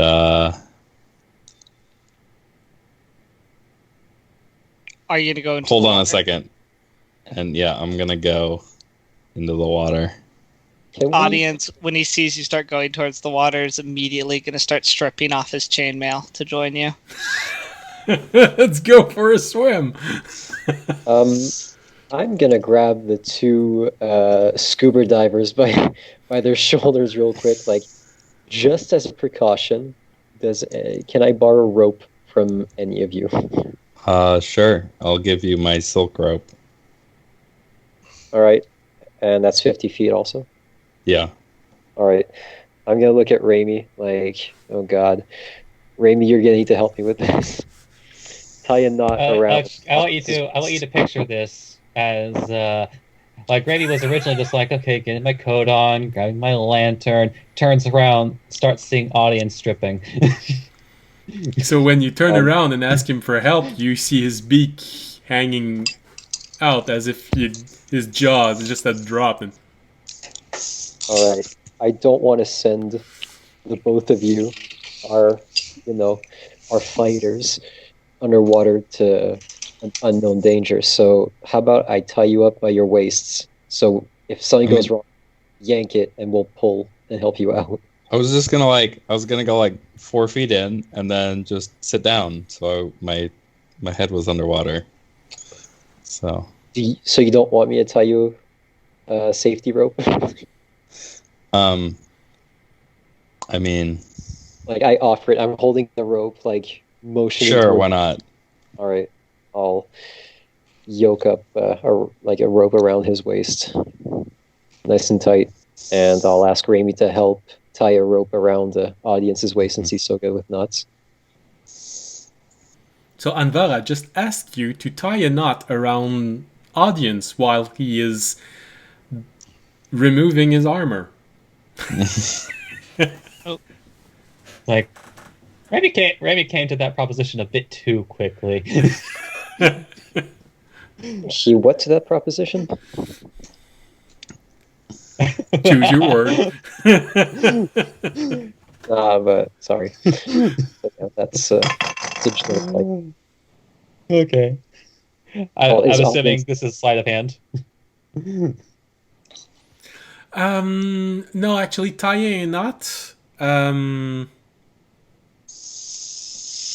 Tying a knot. Well, actually, it could be. Where's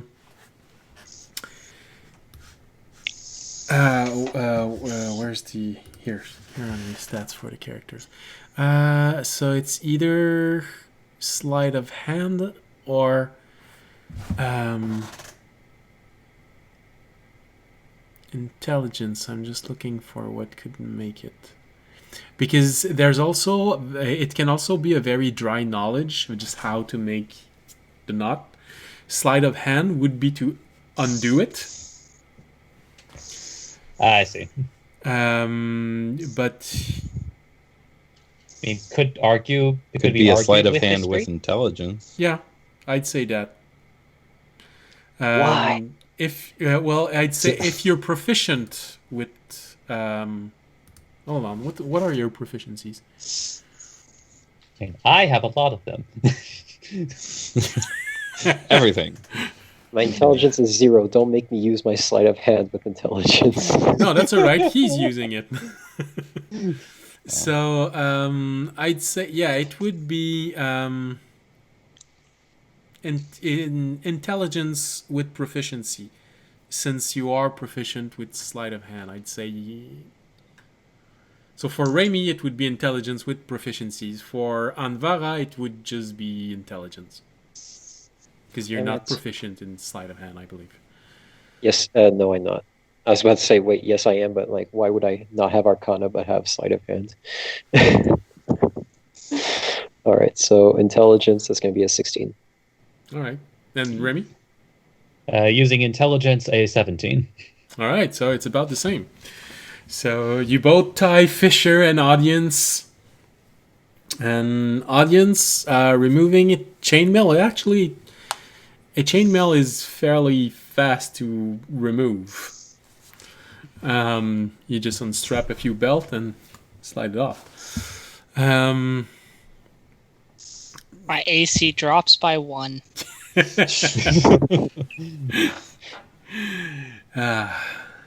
And now I can swim. You can swim and you do not have disadvantage on stealth. That is true. Maybe just like finishes like tying his knot and looking at over audience proudly. You're not sure if he's proud of the knot or the person behind the knot. All right, so Fisher, you get close to the edge of the water. Audience, Do you go where Fisher is, or you just keep on going inside the water? No, I'll go to where Fisher is. Okay. All right, so Fisher, you go to about, you said 4 feet deep, and then you just Yeah. submerge. Yeah, somewhere so where I can like sit down, somewhere I can comfortably put my head under the water. All right. All right. Well, yeah, with 4 feet of water, you'd basically be able to simply squat down, and your head would be underwater. It's... All right. Ooh. Okay. So you go underwater and you squat down. Audience, you see Fisher just squat down on the water. His head is underwater right now. What do any of you do? I'm gonna say, is this better? I'm gonna fasten my end of the rope around my hand real quick. It's...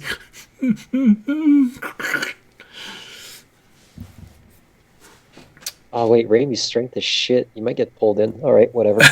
I mean, how far? It's like I'm assuming it's a 50-foot rope, right? Most likely. Yeah, give me that rope. So then, so like Raimi is simply going to take his end of the rope and he's going to tie it to something sturdier. Now I'm assuming that there are no trees near this lake, so No, I think the next best thing is going to be the wagon. I'd say the wagon, yes, or you can try to tie it to a part of the bridge. Just bring the horse over and just like. Make sure he grounds also. How stable does this bridge look? It's a stone bridge. Is there even a part of the bridge that the rope could be tied to? Well, at the end of the bridge, usually there's always some sort of, I'd say, columns where the initial part was relied on for the weight of it. So there usually is some sort of extremities that you can tie something on, but it's not something that's extremely solid. So if it's something that would go up, it wouldn't give anything. But if it's something that's going down, it would provide an anchor. Well, he's more concerned about audience being shifted down, so that part's not going to be an issue. All right. And he's going to take his end and going to rely on that instead of his own strength. All right. So, turn it a few times around the side of this sort of end column. So I'm assuming the same roll as before, so it will be a 16. All right. That's good. All right. So, Fisher, you are in the water and you ask this question. Could you make a perception roll, please?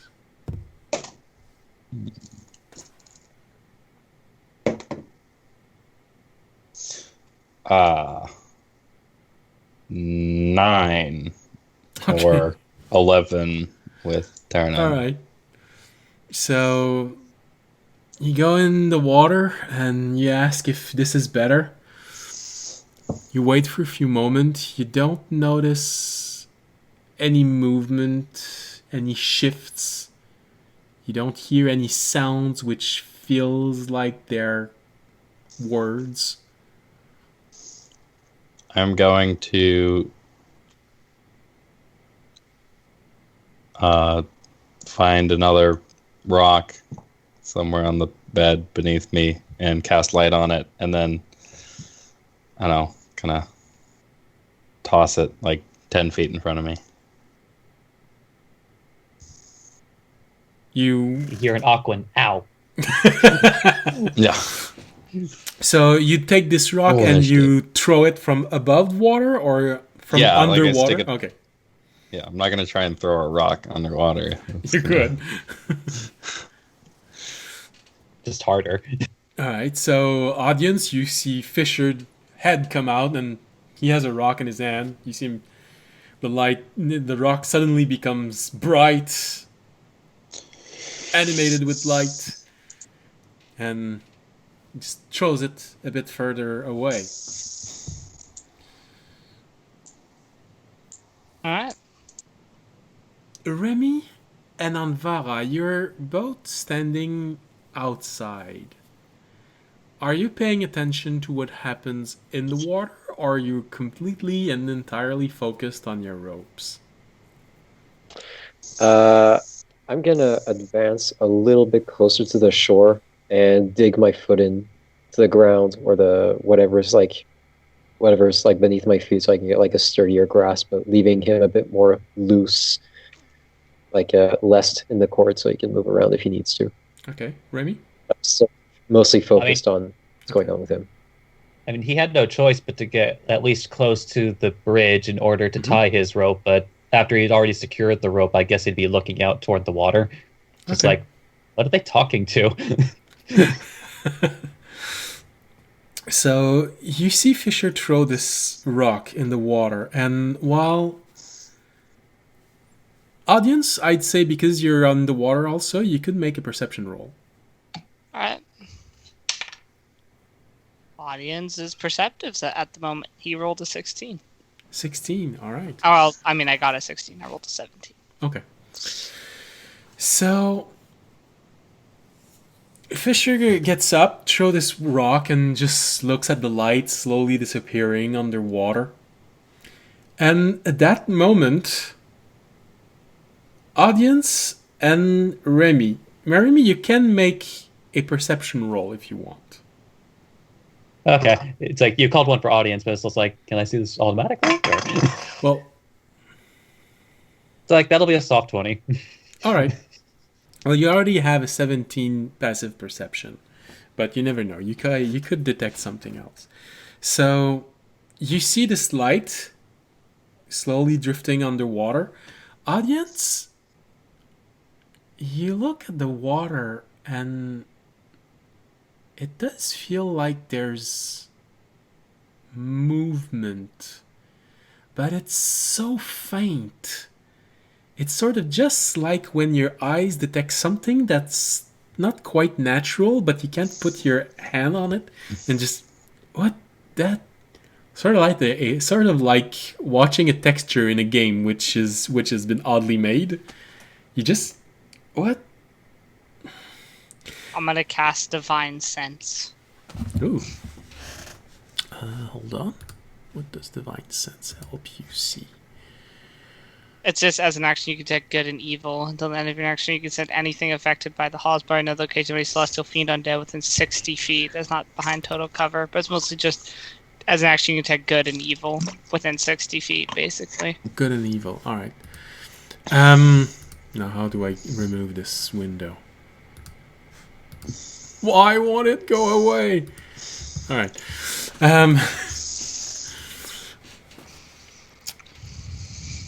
You cast the sense and you get an odd absence of everything around you. So solid neutral. Got it. Okay.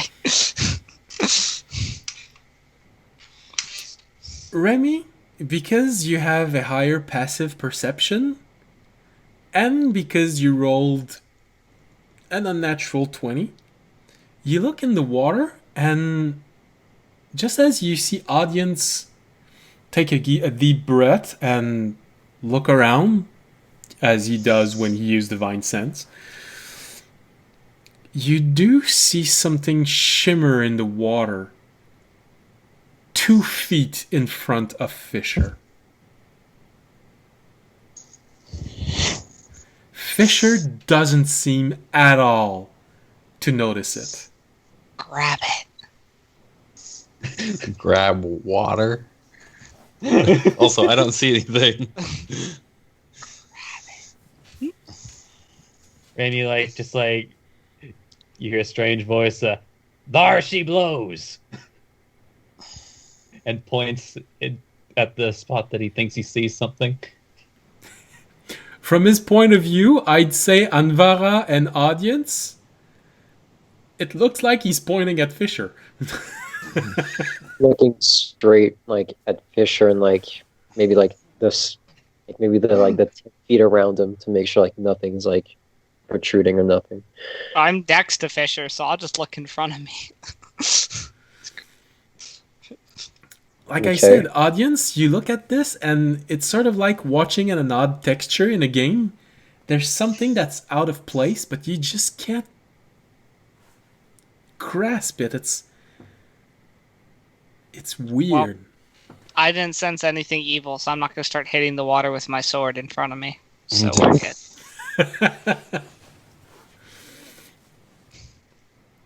Fisher, is your head out of the water immediately after you throw the rock, or did you submerge as soon as the rock hit the water? I was thinking I never took it out. I just stuck my hand Just like, your over hand? my head. All right. And, yeah. So basically, you hear a muffled sound coming from above water. Yeah, and I Okay. not hearing anything up there.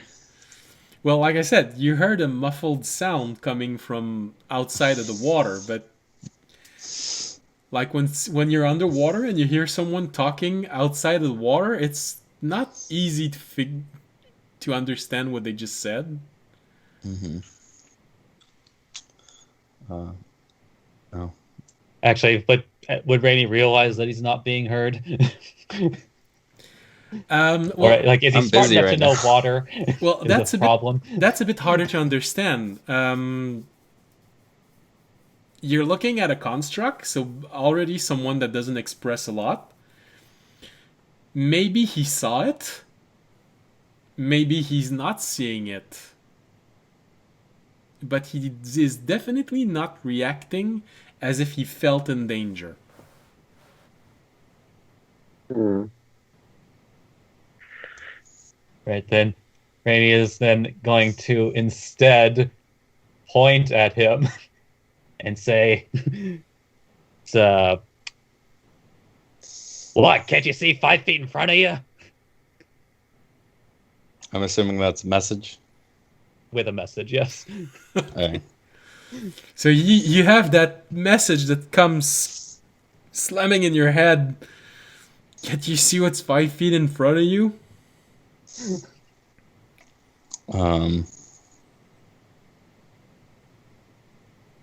I'd allow you to make a perception roll with advantage. Hey.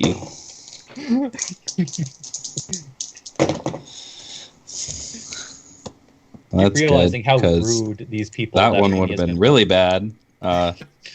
So 17 and 19.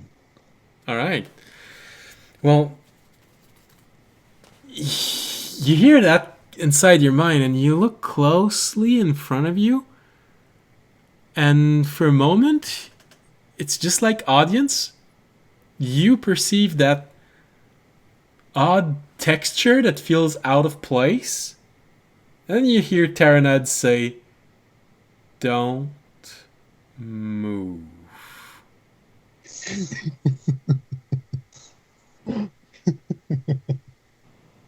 Anvara like bends her knees a bit and braces. She's just preemptively ready for something to yank him to the depths. Fisher, what do you do? I'm just gonna go. Hello.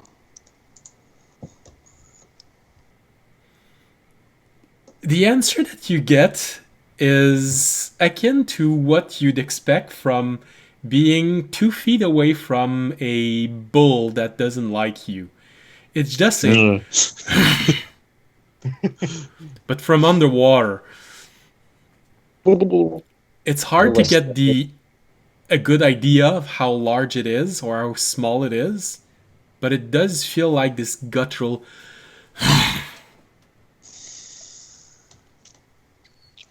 I am going to remain completely still, which I am very good at. I forgot to plant a tree that speaks primordial. For fuck's sake. Tree. I mean, hey, if you plant it now, it might grow by the time the combat ends. And I will say, sorry for disturbing you. Don't mean any offense.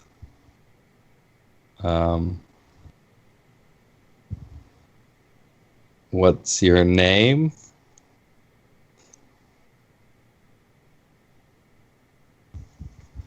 You hear an answer which feels a bit odd because it's sort of there's sort of an echo to it.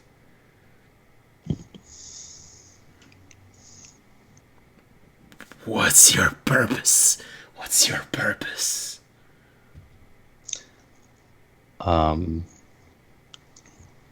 We heard something was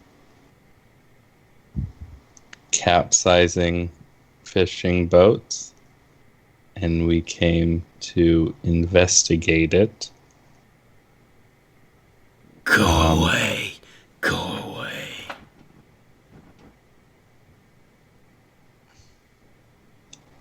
We can't really do that. What is it you want? This doesn't concern you. It doesn't concern you.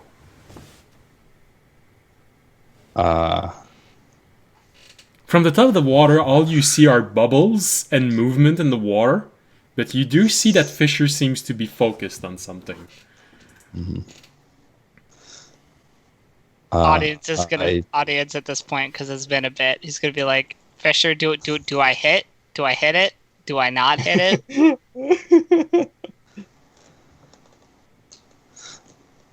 I'm just hearing. Well, because he's literally 5 feet away from you, you can sort of hear him say, feel something that. Do I hit? Do I not hit?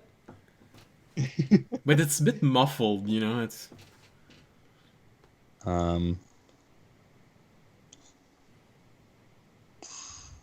Raimi at this point is just seeing bubbles, just starts gripping his lantern. I'm just tightly. gonna slowly shake my head. No. And then to the primordial go. I would disagree. Say it does concern us, or it might. What are you speaking of? You are not required. You're not required. Go away. Go away.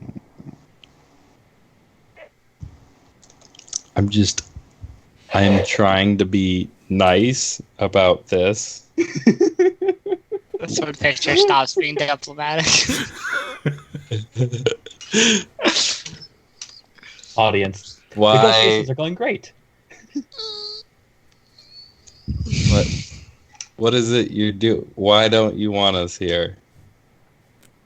You are not required. You know, I get you said that already. That's not answering my question, sacrifice. though. Yeah. Were there any words about like missing civilians from this place? Well, we didn't go to the village, did we? So. Fair.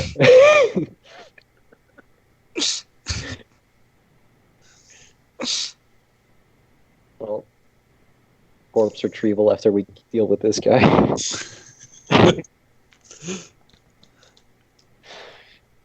You don't hear anything else from the echo. Is it still right in front of me? Feels like it. Okay. Fisher, what's the play? I am going to slowly stand up out of the water.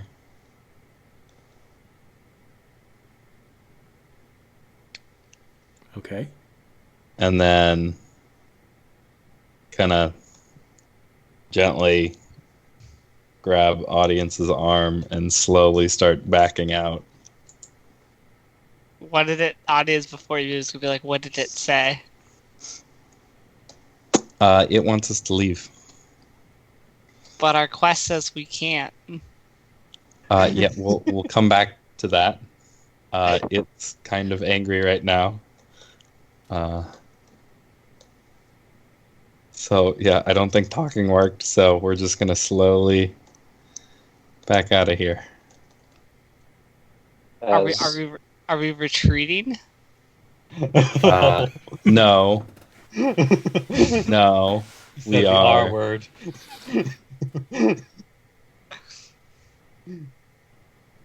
Uh, gathering more information.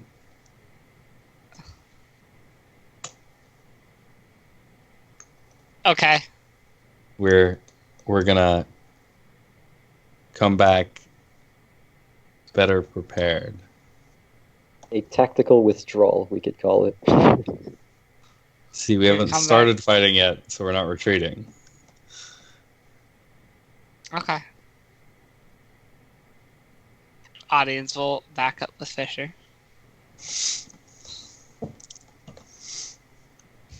Do we make it out of the water? You start slowly walking out, and for a moment, it sort of feels like something big quickly moving away. There's sort of this emptiness in front of you, as if the air has been sucked out because something left, but it's sort of water. But also, since there's no movement, it's sort of just an intense feeling in front of you, just... And it doesn't feel like there's anything there anymore. I think we're clear for now. And then I'm gonna, just what? Kind of motion everybody up the shore a bit, back up to the cart. Alright. You hear Terranad say, "That was close."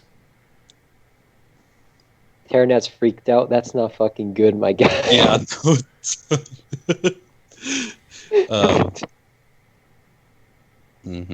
So, like I said, I'm not really good at talking to people. However,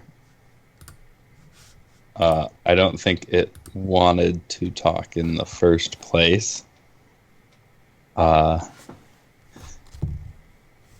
It said I wasn't required for something. I don't know, whatever it's doing. And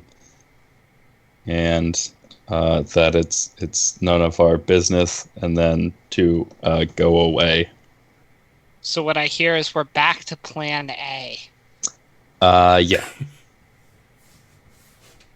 Yep. But it was right in front of us. Yeah.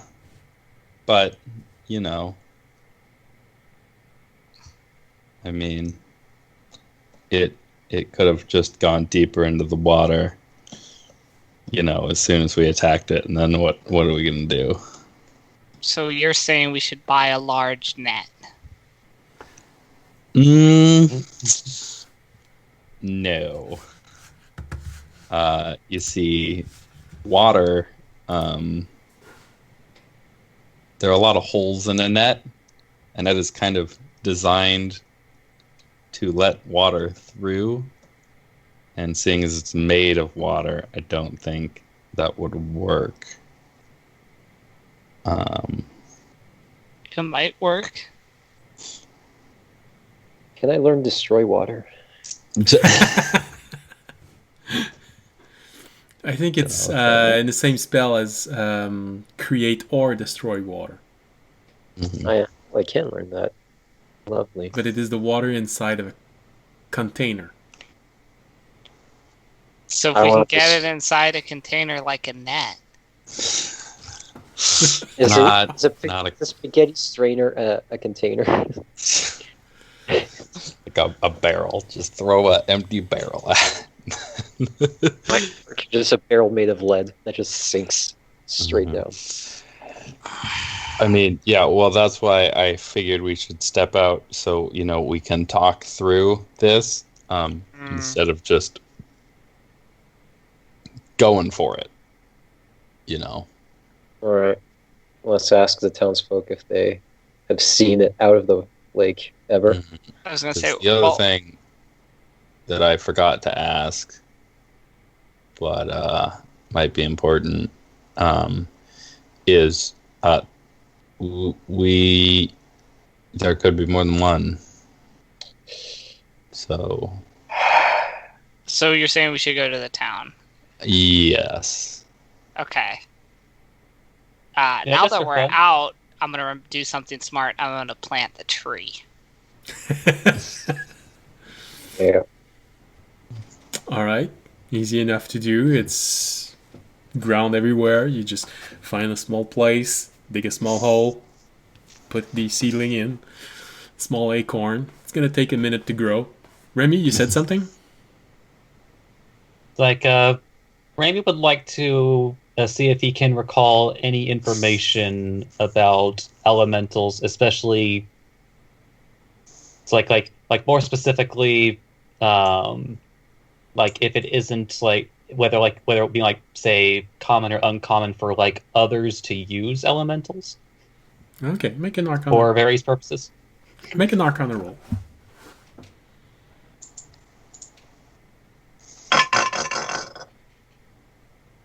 I like that one. 16. 16.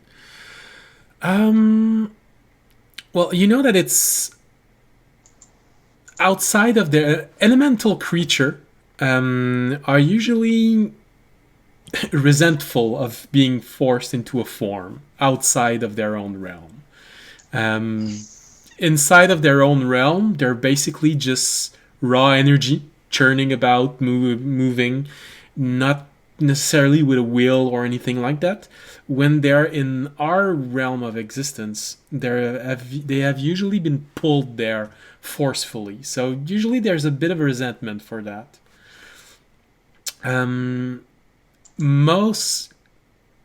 It does from time to time happen naturally, but it's very rare.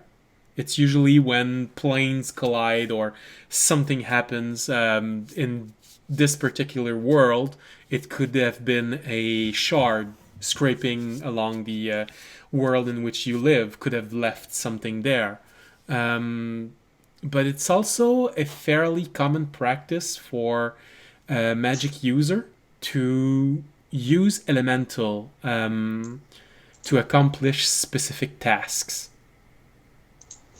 And usually they remain bound to this place or this task until completed. With a 16, that's about what you know. And they are always very eager to go back to their own realm. They don't like being here. Mm-hmm. Hmm.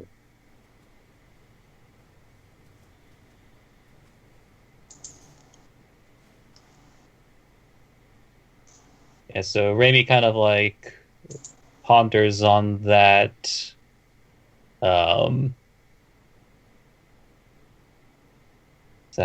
how would he communicate that thought? Yeah, I figured that was the reason for the long silence. How do I say this? Oh yeah, it's just what would be something that he would an expression he would have heard. It's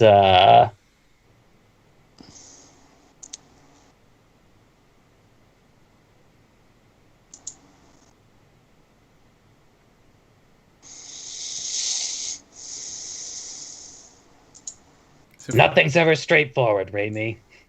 Never.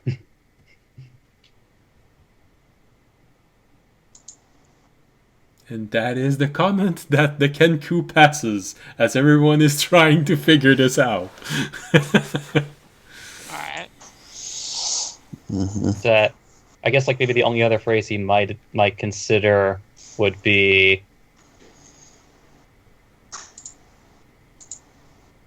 so you got to cut off the head if you really want to get a man to stop. Oh.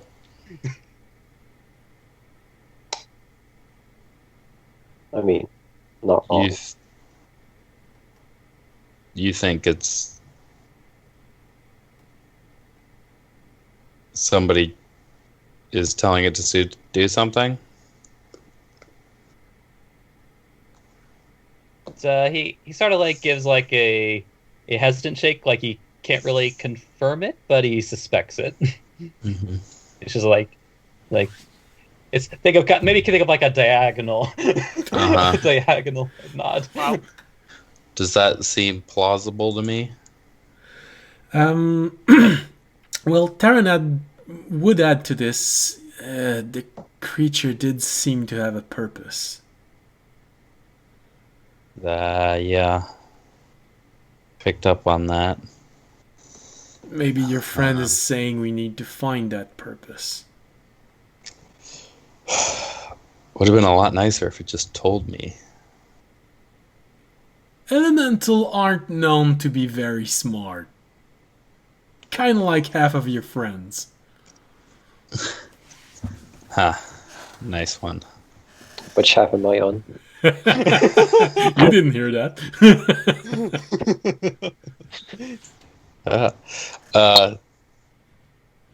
Yeah. So, yeah, I think going to the town and asking around might help us piece together what it's been doing or what it's trying to do. Might help a little more. We heard it's been toppling ships. Don't know if it's been taking said sailors. Yeah. Let's head to town. That'd be something, that they would be able to answer. Yep. All right, let's do that. All right. I was devising a plan to use a lasso to get it out, but then I guess using a lasso to catch water isn't terribly efficient. Depends, Ghost Rider did it. Yeah, is it a magical lasso? All right, So you all finish saying this, and just as you finish saying this, you see Ornak finishing to grow and come out, and oh, we're back here again. I guess you didn't grow anything in strength and power since the last time. What do you need? I think we're dealing with the water elemental, a large one in the water. Oh, but, yeah, they don't taste really good. And he we're looks at gonna his root when he says that. We're gonna go deal with some more, or go try and figure out some more information beforehand. What do you know about, other than they don't taste good, water elementals? Water elementals specifically, they're large. It's very rare to find them outside of their plane. They're really eager to get back. Usually someone tied them to a place or an object. It's since they really don't like being forced into a form, it's sort of like telling you finish this and then you can have dessert. You do it, but you don't want to. That's the general feel of most elemental creatures with low intelligence.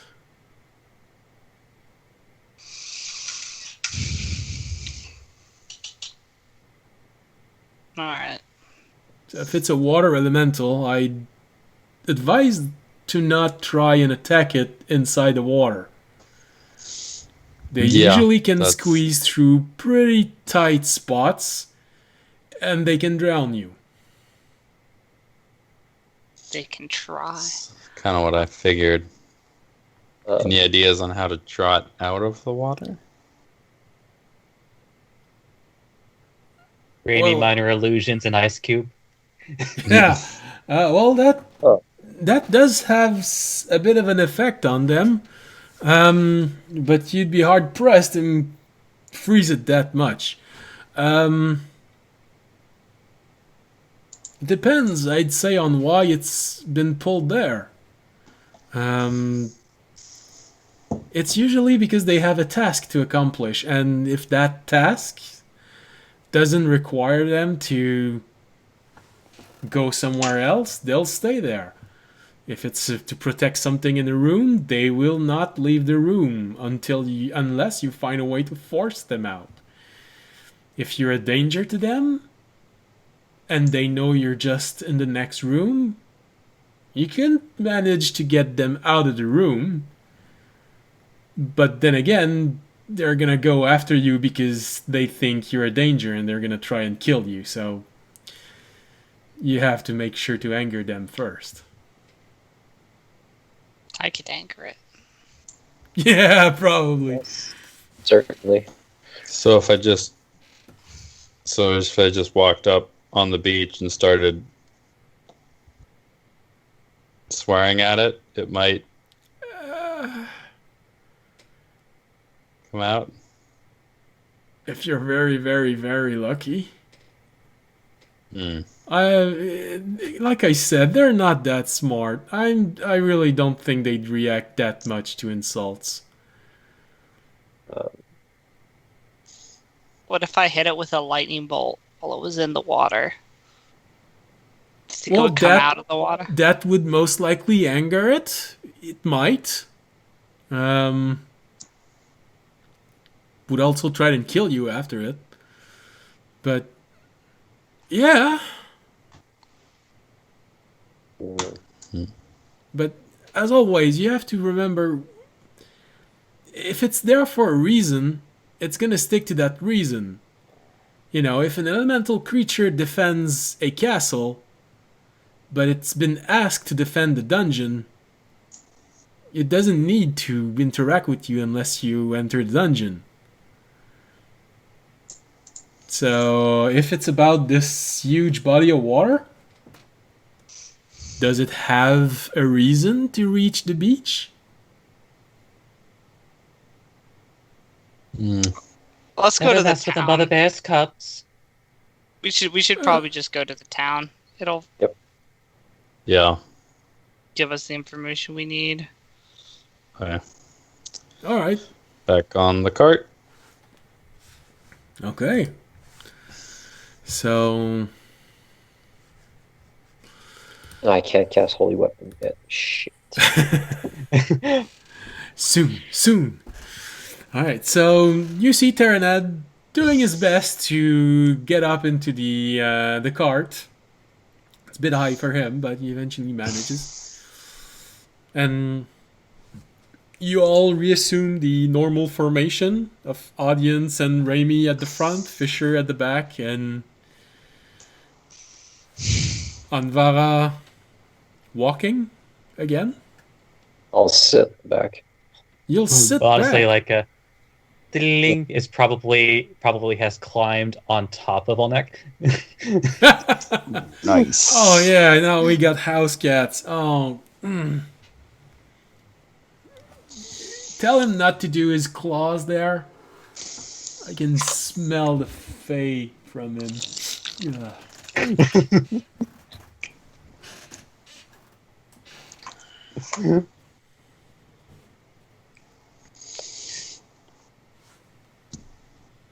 All right, so I think maybe just for fun, like it lets one claw out and just kind of like taps. you see Terran say, "Try it. You're gonna lose that claw." You know I can find you when you go back. I have friends. And then the cat promptly jumps from Olnek and goes back to Raimi. So, the bumpy road. The bumpy and slightly riskier road, or the long, not bumpy, but boring road? Nah, bumpy road. Yeah, bumpy road. You're so easy to manipulate. All right.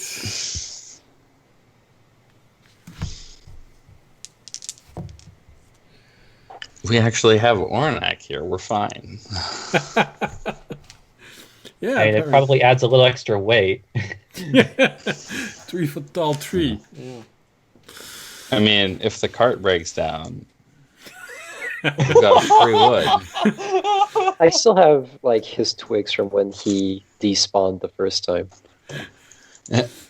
Yeah, so you probably look at the cart, just go down half an inch when he entered, and you look at the cart and said, well, if it breaks down, and then you heard Orunak say, don't say it. Alright, so you go back into the cart and... Oh. Alright, so you go back into the cart, you start moving on, and everything seems to be very quiet, very... Yeah, I can't really go any farther than this. Very quiet, but as the sun comes up, and you notice that there is not a single cloud in the sky, the weather just starts becoming heavy. So heavy. Sweat starts dripping down, even on Vara's face, who elves are usually very resilient to these small weather changes. But even you start sweating a bit, and there's the humidity of it.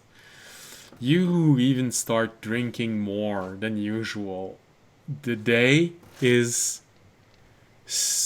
announcing itself to being something hard, heavy, and humid. You reach the village around noon, where it's gonna be at its worst. It's almost hard to breathe, so that it is so hot and humid all at the same time. You're all looking like shit. Even Orunak's leaves are a bit withered. Even Tim, you could have called me on a better day. Audience Before will we have stayed get to the shirtless. town, He will not have put back on his chainmail. before we get to the town, All right. maybe seeing as these people have been being terrorized by a water elemental, maybe we send Ornak back before we talk to anybody. Hi, Aranak. Bye, Aranak. Mm-hmm. Okay. Well, I mean, he said they don't like to be here, so you know. He looks at you. That's true. Alright. I'll desummon him. Alright, we'll see you again later. Yep. Probably later today. Oh, goodness. Can you at least wait until it's better outside? And you see this little acorn starting to grow from one of the branches atop his head, and he just plucks it out and gives it to you, audience, and I'll see you later. And suddenly the wood starts to grow darker and gray. And Alright, guys, remind me to resummon this man before we fight any elementals. That should be your responsibility, big guy. Alright, so You arrive at the village. It's a small village. You get the feeling that a lot of their livelihood is based around fishing, as you do see several drying racks for fish. So they most likely have a lot of dried fish. But right now, no one is out. It is so uncomfortable outside. Everyone seems to be inside. It's a small village. It's not a town. So you do notice that there, when you arrive, it's an inn. It's on a bit of a side of the road. Hold on. Get a better, not bitter. All right, so there's only one road leading in, and since you are arriving from the fields, you do see this small road that ends in the middle, where there is a small well. Well, like this, most likely isn't enough for an entire village year round, but the lake is less than half a day away, maybe 2 or 3 hours away. So maybe they get a bit of the excess water from there if they need to. So there is this inn that is literally at the end of the road. Flanking it on one side, there is a small shrine, and on the other side, there is 2 workshop. One probably for metal, but right now it's completely dark. And right beside it, someone working wood.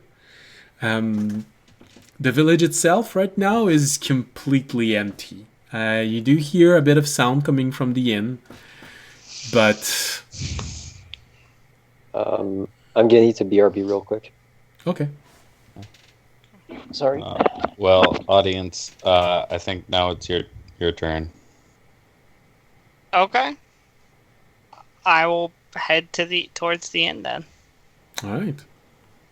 Well, you go inside the inn, and you do notice that there are a few customers there. They all look like common folk, so most likely people from the village. Get the feeling that they don't get that many visitors, with the exception of a few travelers from time to time who goes down hopping. And they all look worn out. Some of them look like fishermen, some of them look like farmers. They're talking. A few of them have a mug beside them. The tone is not very high. It's really midday from a horribly hot and humid day, midsummer day. So, fairly quiet. Of course, immediately as you enter, you do see 1 or 2 people looking your way, and hey, they're visitors. Yeah. Wonder what they want. All right. Sorry. That's all right. Good. So, audience, you said? All right. I will. Can I go to a table that seems like it would have a lot of fishermen at it? Yeah, sure. You find one that has a human, a half-elf, and a gnome who is fiddling on some sort of very elaborate fishing rod. All right. I'll head over there. Sit down at the table with them, and I'll say, "So, I've heard you guys have a problem in the lake. We're here to fix it. What can you tell us?" I mean, Yeah. that's Very direct. nice. You hear the gnome say, "Wow, oh, this one doesn't waste any time, huh?" You see the 2 others look at him, look at you, audience, and yeah, we're to leave you with him. Oh, okay, see you later. They're all afraid of my fishing rod. Last time it blew up. I see. Did it blow up any fish at least into your boat or? when it No, blew no, up? I was trying to make sure that it reeled in to get really large fish, but I used a magical component that I got from a wandering traveler, and unfortunately it wasn't stable because I tried to use it to boost the mechanism, but it's just started to reel in really fast, and then everything started to smoke, and then bam, the fish got away. I see. Yeah. So what can you tell me about the creature in the lake? Well, we don't know if it's a creature, but it's probably a creature. Well, actually, I haven't encountered it myself. I just heard a lot of people talking about it. But it's been here for a while, and it's been causing a bit of trouble. There have been a few fishing boats that were overturned. Fortunately, there haven't been any deaths, but we did have injuries once. But I think it's because the rowboats just overturned and hit one of them in the head, and the other one panicked and tried to leave while the other one was grabbing him and started to pull him down. And I think they mostly had self-sustained injuries, but everyone said it was the monster. So, but Do you know in what areas the boats have been overturned? Has there been like a specific area that boats have been overturned in, or is it all over the lake that boats are overturned? Well,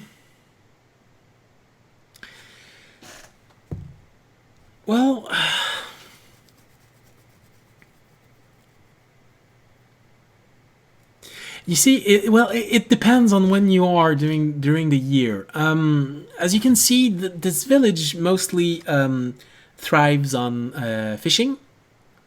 So when the cold season arrive, we always make a big event of it. We build rafts, and we sort of build a temporary village at the center of the lake. We all put the rafts next to one another, and they all have shelters on it.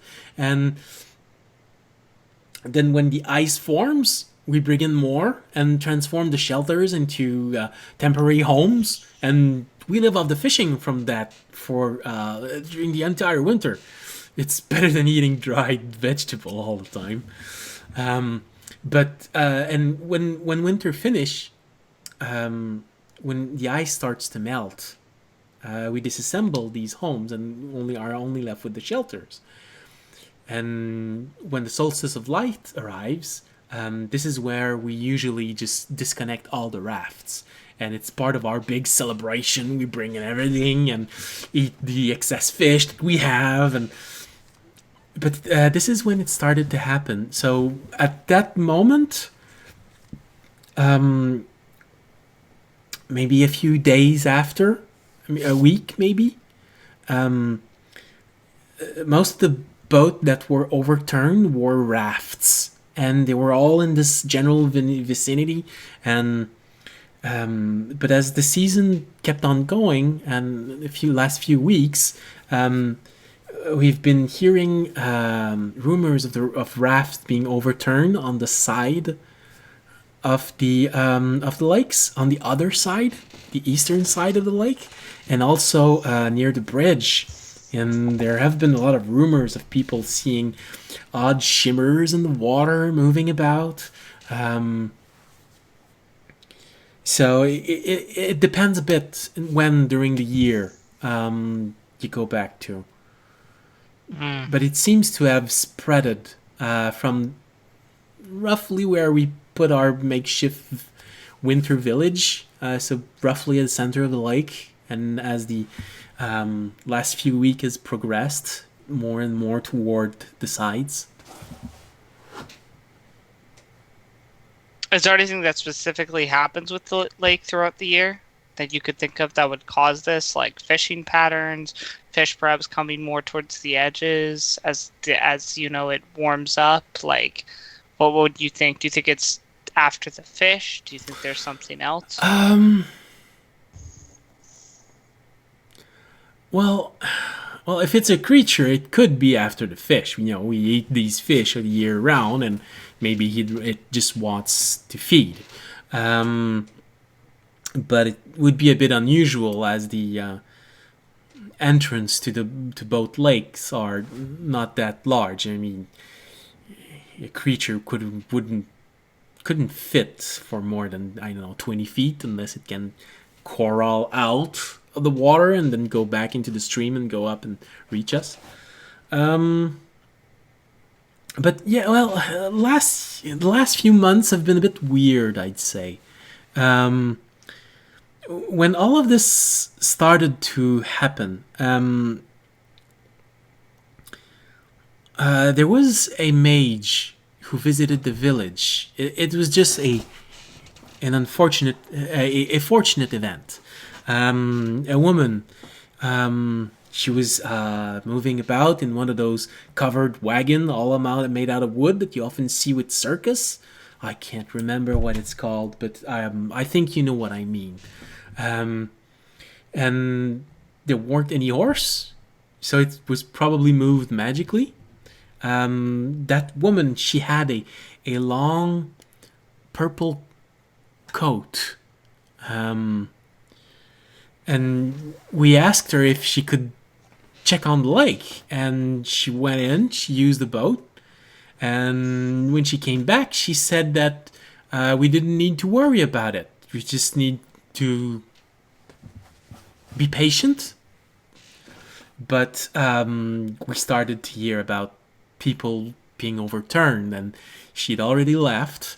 So when the druid came back, there's usually a druid that blesses everything around here. When it came back, we also talked to him. He went to the lake, but he never came back. So that got us worried. Did you catch the mage's name? Oh, it was something a bit exotic. A bit of foreign name.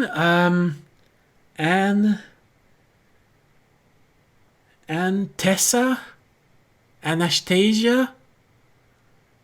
Something like that. And do you know what race she was? Oh, probably human. At least she looked like it. Maybe half elf, but human for sure.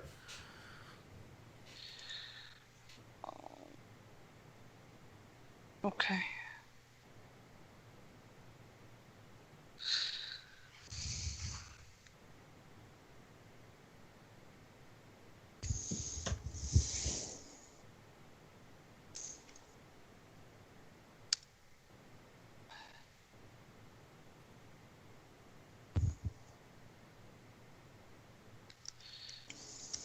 Okay. Well, thank you for the information. If there's anything else you remember or you think that would help us, please let me know, and I'll pass him a silver piece. Oh wow, thank you. Yeah, sure. I can try and ask around if someone noticed something more. You'll be staying here? Probably for the moment. Okay. All right. Well, I'll investigate things a little bit more. Thank you. If you ever are looking for me, everyone calls me Bounty here. Natural bounties. So it's all right. You can call me that.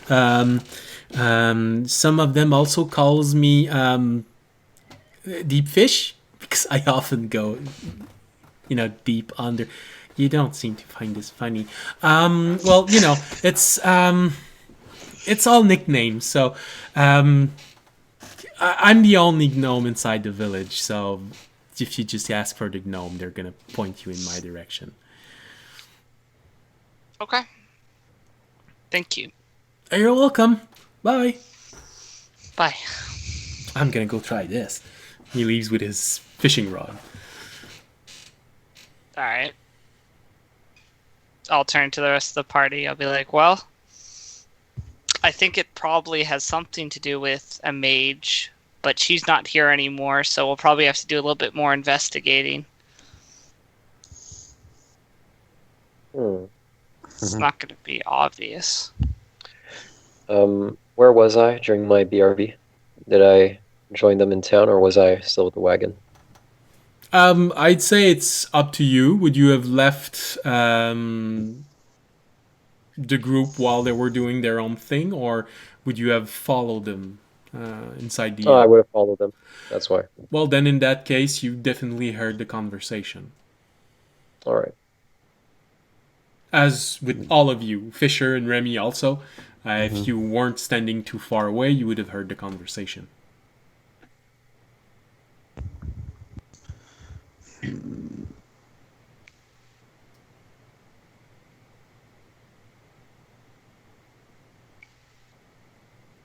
Like Remy, like Interesting. is thoughtful for a moment, and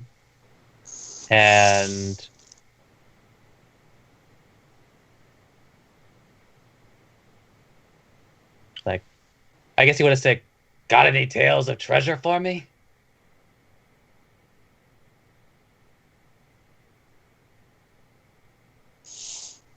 To whom is he saying that? To the group. Okay. Um,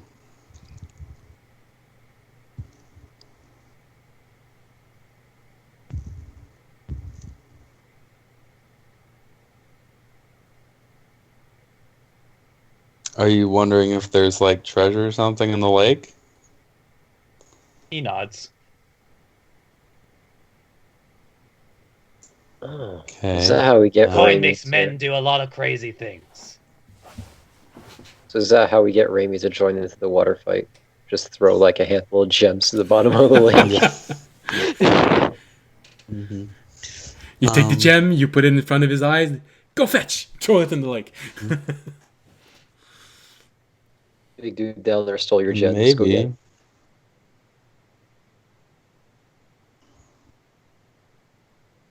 So it started after the festival with the raft town, right? According to... Yes. The Ah. gnome, yeah. As they were breaking down the village. Mm-hmm. But he also said that there was a mage that came that said it was fine. And then, Mm-hmm. I mean, that could be just them covering their own tracks. yeah. Well, that's why I'm saying. I think it's Mm-hmm. most likely Coin they makes did men do a something. lot of crazy things. And he said there have been no deaths, but, I mean, that's kind of suspicious if there was a druid that went to check it out or bless the lake and then didn't come back. Yeah, guys, don't come to the lake while I'm alone with this druid. It's fine though.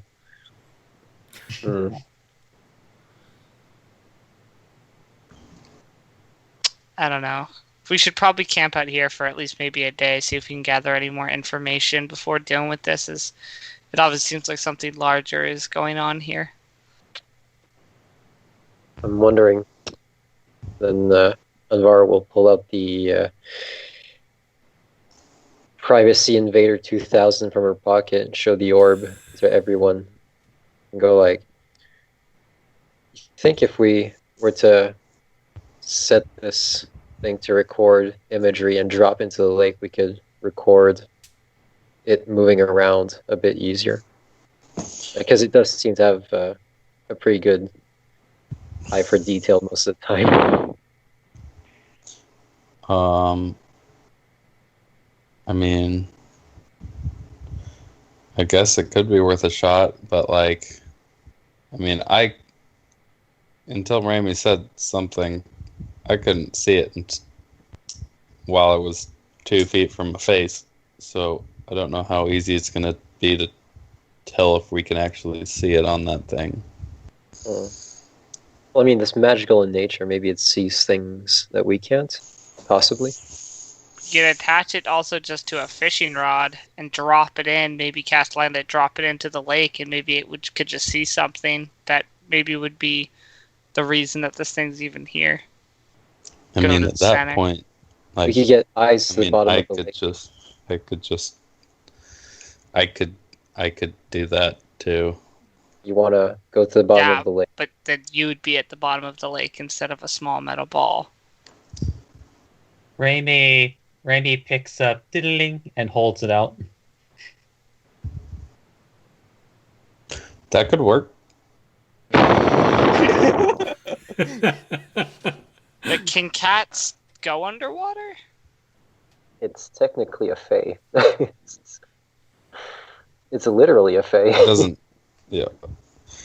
It doesn't have to be a cat audience. Oh. It'd be like He a, said disappointingly. It doesn't have to be a cat audience. could be like a fish or a frog or Spy guppy. I mean, octopus. we could gather information around the town and maybe scout the outskirts of the lake while it swam and tried to figure out what was going on inside the lake. Anyways, the familiar can communicate with Raimi, right? Yeah. Yeah, well, Usually perfect. that's how the Maybe spell not. works. At a short distance. Yeah, I know, but when we get him back, the familiar, I mean, like, he can relay information to the one who can't speak, right? Some And then- level of information. It's not actual conversation, but yes, No, I some know, level but of information. It's a better idea than a shimmering thing in water. Accurate. So, yeah, that's all I could devise. Mm-hmm. Taranad would just add to this, Fisher, by saying, well, if a mage is involved, it can mean a lot of things. They could be after something, or they could genuinely be saying everyone just stay away. After all, the creature did say you are not required.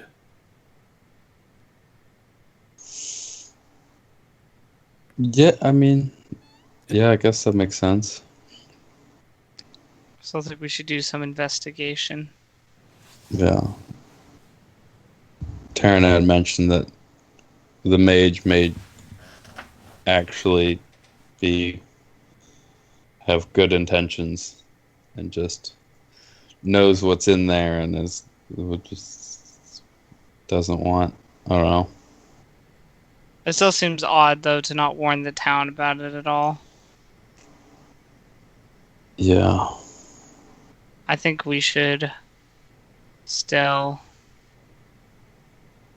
Maybe he figured what it was doing there wouldn't be interrupted by what the town does and just made a mistake. Maybe. I still think, as I said, I still think we should do investigation no matter what, so... Yeah, no, definitely. So do we want to send Raimi's cat into the lake as like a fish or something, and we'll scout the shore and check out the village and stuff? I mean, we'd have to go back to the lake first. Yeah. The lake itself is maybe 2 or 3 hours from where you are. The bridge is half a day away. Okay. 2 to 3 Oh, hours. okay. I see. So on the map that I all gave you, We're not. Yeah. Okay. I get it it's- now. It's the village that's literally west of the Northern Twin Lake. So it's really maybe not even 2 hours. It's maybe an hour and 3/4 away. 2 hours maybe to go to the lake. The town to the bridge going outside of the road, that takes half a day. Yeah. I see. Okay. Or we could just go and like camp out by the lake while the cat did some scouting. Yeah. Might as well. Do we want to see if we can get like a first-hand account before we head back to the lake? I mean, sure. Somebody whose boat has been flipped. I mean, I assume they're just gonna say what we already know. It doesn't seem like they saw a shimmer or whatever. I mean, it seems like we know more almost than the town, since Yeah, but a survivor might be able to tell us if it was like attacked after being capsized. Yeah. Like The rumor mill is always operating. or what specifically they were doing when they were capsized. Turns out they were fracking. Yeah. They were dynamite fishing. After all, there is a gnome in the village. I don't know. It also kind of seemed like we could just go back to the lake and come back later, and your little gnome friend might have more information. yeah. Yeah, let's Why don't we just- send the... Go ahead, sorry. No, I just think I think we should go to the lake. I think the gnome will find out anything more from this village. I don't know if we really need the eyewitness report, but Okay. All right, let's reset up for the familiar espionage mission. All right, so you all gather back toward the cart and you prepare yourself to go to the edge of the lake. yeah. All right, well, in that case, we're going to end this episode here as everyone gathers back, completely smashed by the overwhelming heat all around them. Fortunately, they do have a large barrel full of water to sustain them during the day, and they all go back to the cart, prepare themselves, and this is where the episode will end. So,